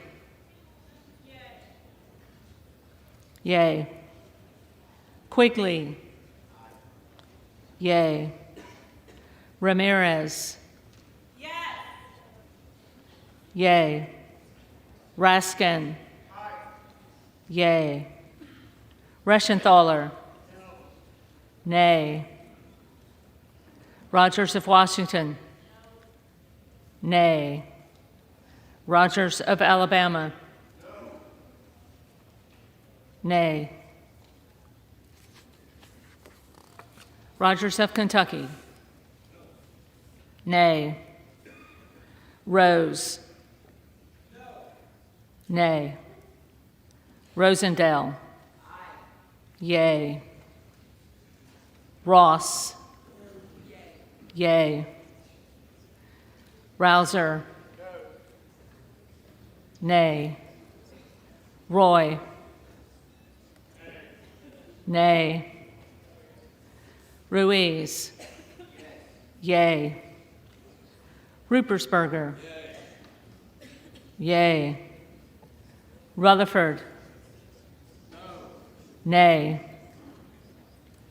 Ryan. Yay. Salazar. Nay. Salinas. Yay. Sanchez. Yay. Santos. Nay. Sarbanes. Yay. Scalise. Nay. Scanlon. Yay. Schakowsky. Yay. Schiff. Yay. Snyder. Yay. Skolton. Yay. Schreier. Yay. Schweikert. Nay. Austin Scott. Nay. David Scott. Yay. Scott of Virginia. Yay. Self. Nay. Sessions. Nay. Sewell. Yay. Sherman. Yay. Sherrill. Yay. Simpson. Nay. Slotkin. Yay. Smith of Missouri.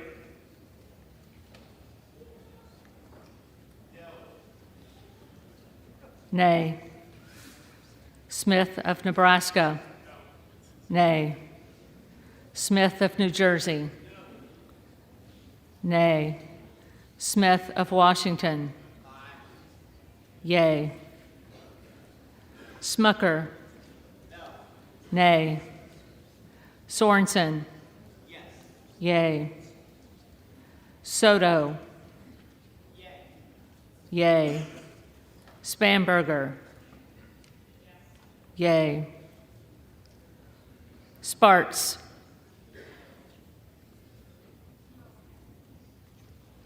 Nay. Stansberry. Yay.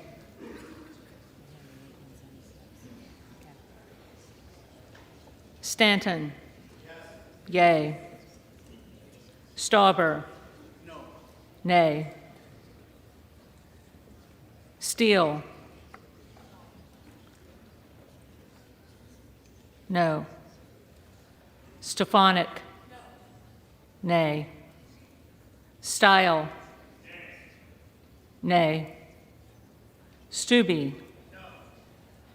Nay. Stevens. Yay. Strickland. Yay. Strong. Nay. Swalwell. Yay. Sykes. Sykes. Takano. Yay. Tenney. Nay. Tanadar. Yay. Thompson of California. Yay. Thompson of Mississippi. Yay. Thompson of Pennsylvania. Nay. Tiffany. Nay. Timmons. Nay. Titus.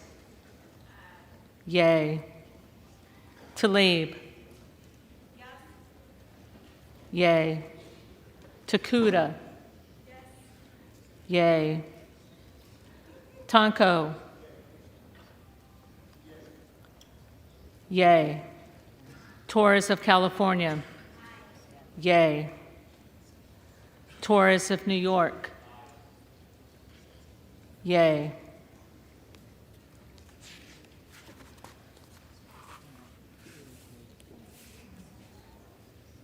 Trahan. Yay. Trone. Yay. Turner. Nay. Underwood. Yay. Valadeo? Nay. Van Drew? Nobody pull a fire alarm. No.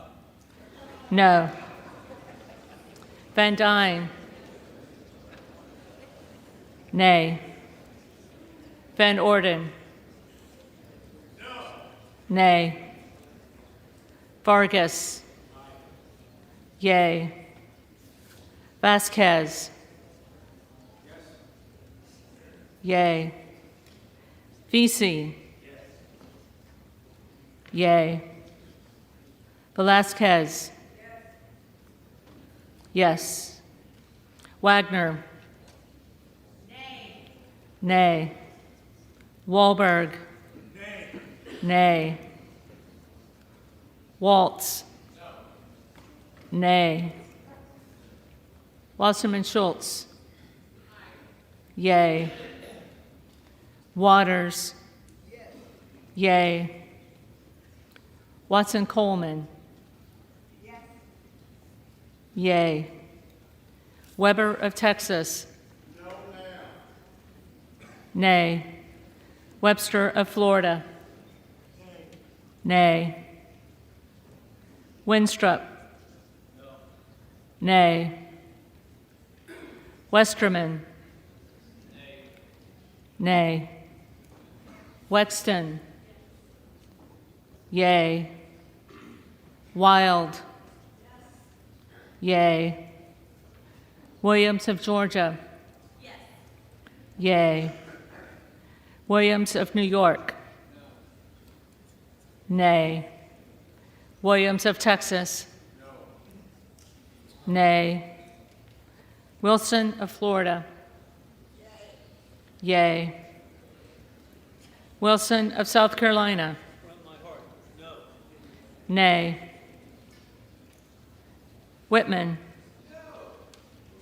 Nay. Womack? No. Nay.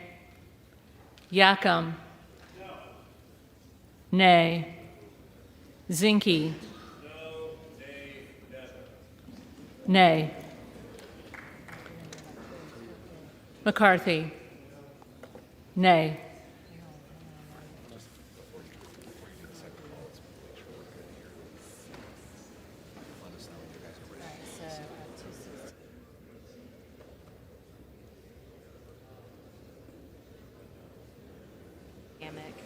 Carter of Texas. I have Tony Gonzalez. I have Gooden of Texas. I have Luna. I have McCarthy. I have Mills. I have Pelosi. I have Patel. And then I have Sykes. Okay, so You ready to move? now I've got to go through these. Are you good?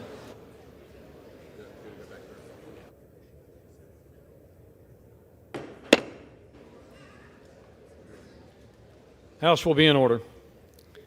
The clerk will now call the names of members that have not already been recorded alphabetically. Banks? Nay.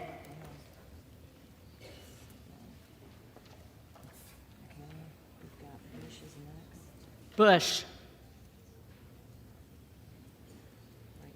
Bush? Okay, Kamek's next.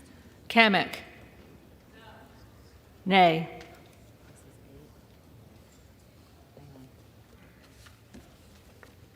Okay, I've got Carter of Texas next.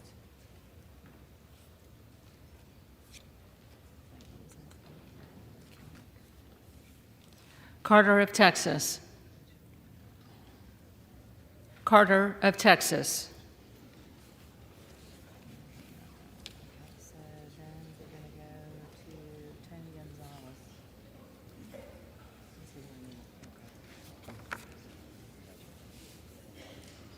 Tony Gonzalez? Nay.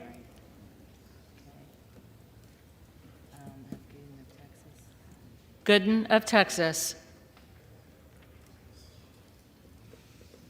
Gooden of Texas?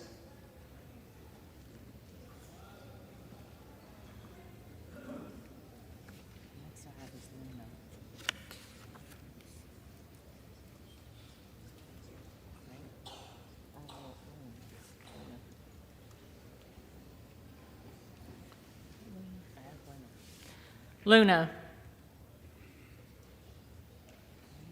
Luna.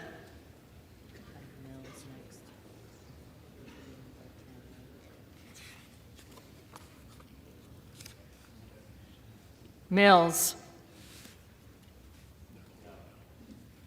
Nay.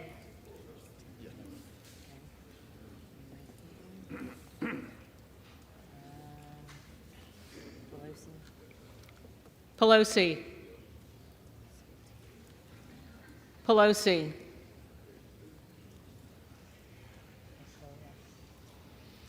Peltola.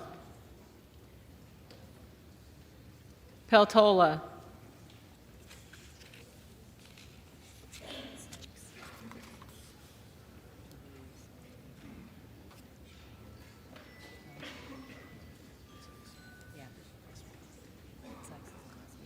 Sykes. Sykes.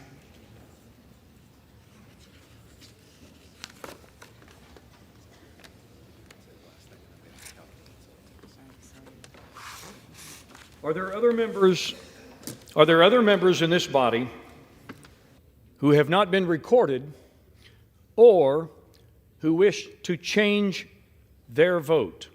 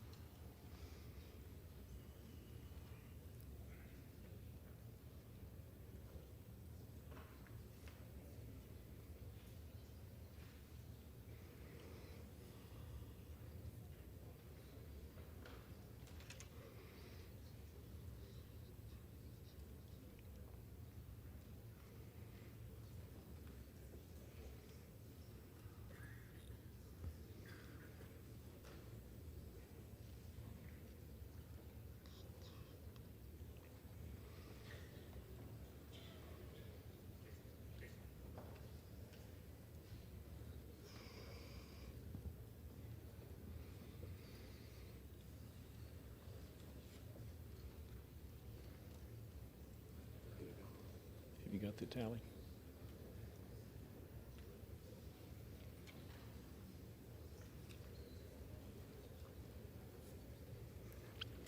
On this vote, the yeas are 216, the nays are 210.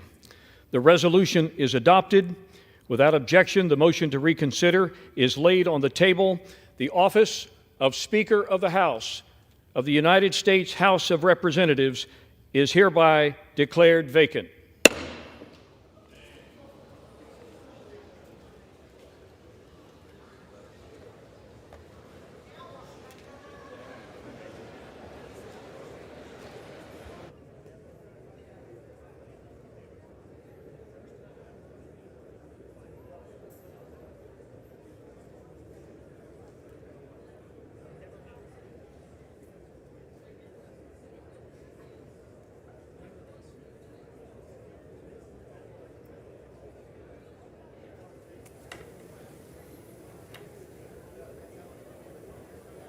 The office is vacant, and with that, a historic moment in the House of Representatives just now.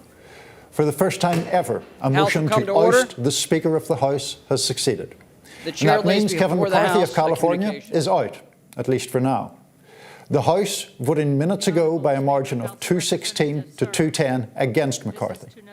The votes against him included 8 Republicans. And though that's only a small fraction of his conference, it's enough, joined by Democrats, to end his tenure. The big question is what comes next. As the Hill's Emily Brooks has reported, there will be an acting Speaker appointed, and that unusual measure is a legacy of the terrorist attacks of September 11th, after which speakers designated a list of 5 people who could step into the role. But there's a lot that we don't know. Who that acting Speaker will be, who else has enough votes to unite centrist and right-wing Republicans and become Speaker, or whether McCarthy will once again put himself forward to try, after all this drama, to wrest the gavel back. For now, it was a day where Republican divisions were on clear and visceral display. McCarthy's critics accusing him of failing to keep his word, while his loyalists struck back, claiming the rebels were interested only in publicity and self-promotion. There are many twists to go, but for now, Kevin McCarthy is out as Speaker. I'm Niall Stanage. Thank you for joining The Hill's live coverage. And go to thehill.com for all the latest news now and in the days ahead. We'll see you next time.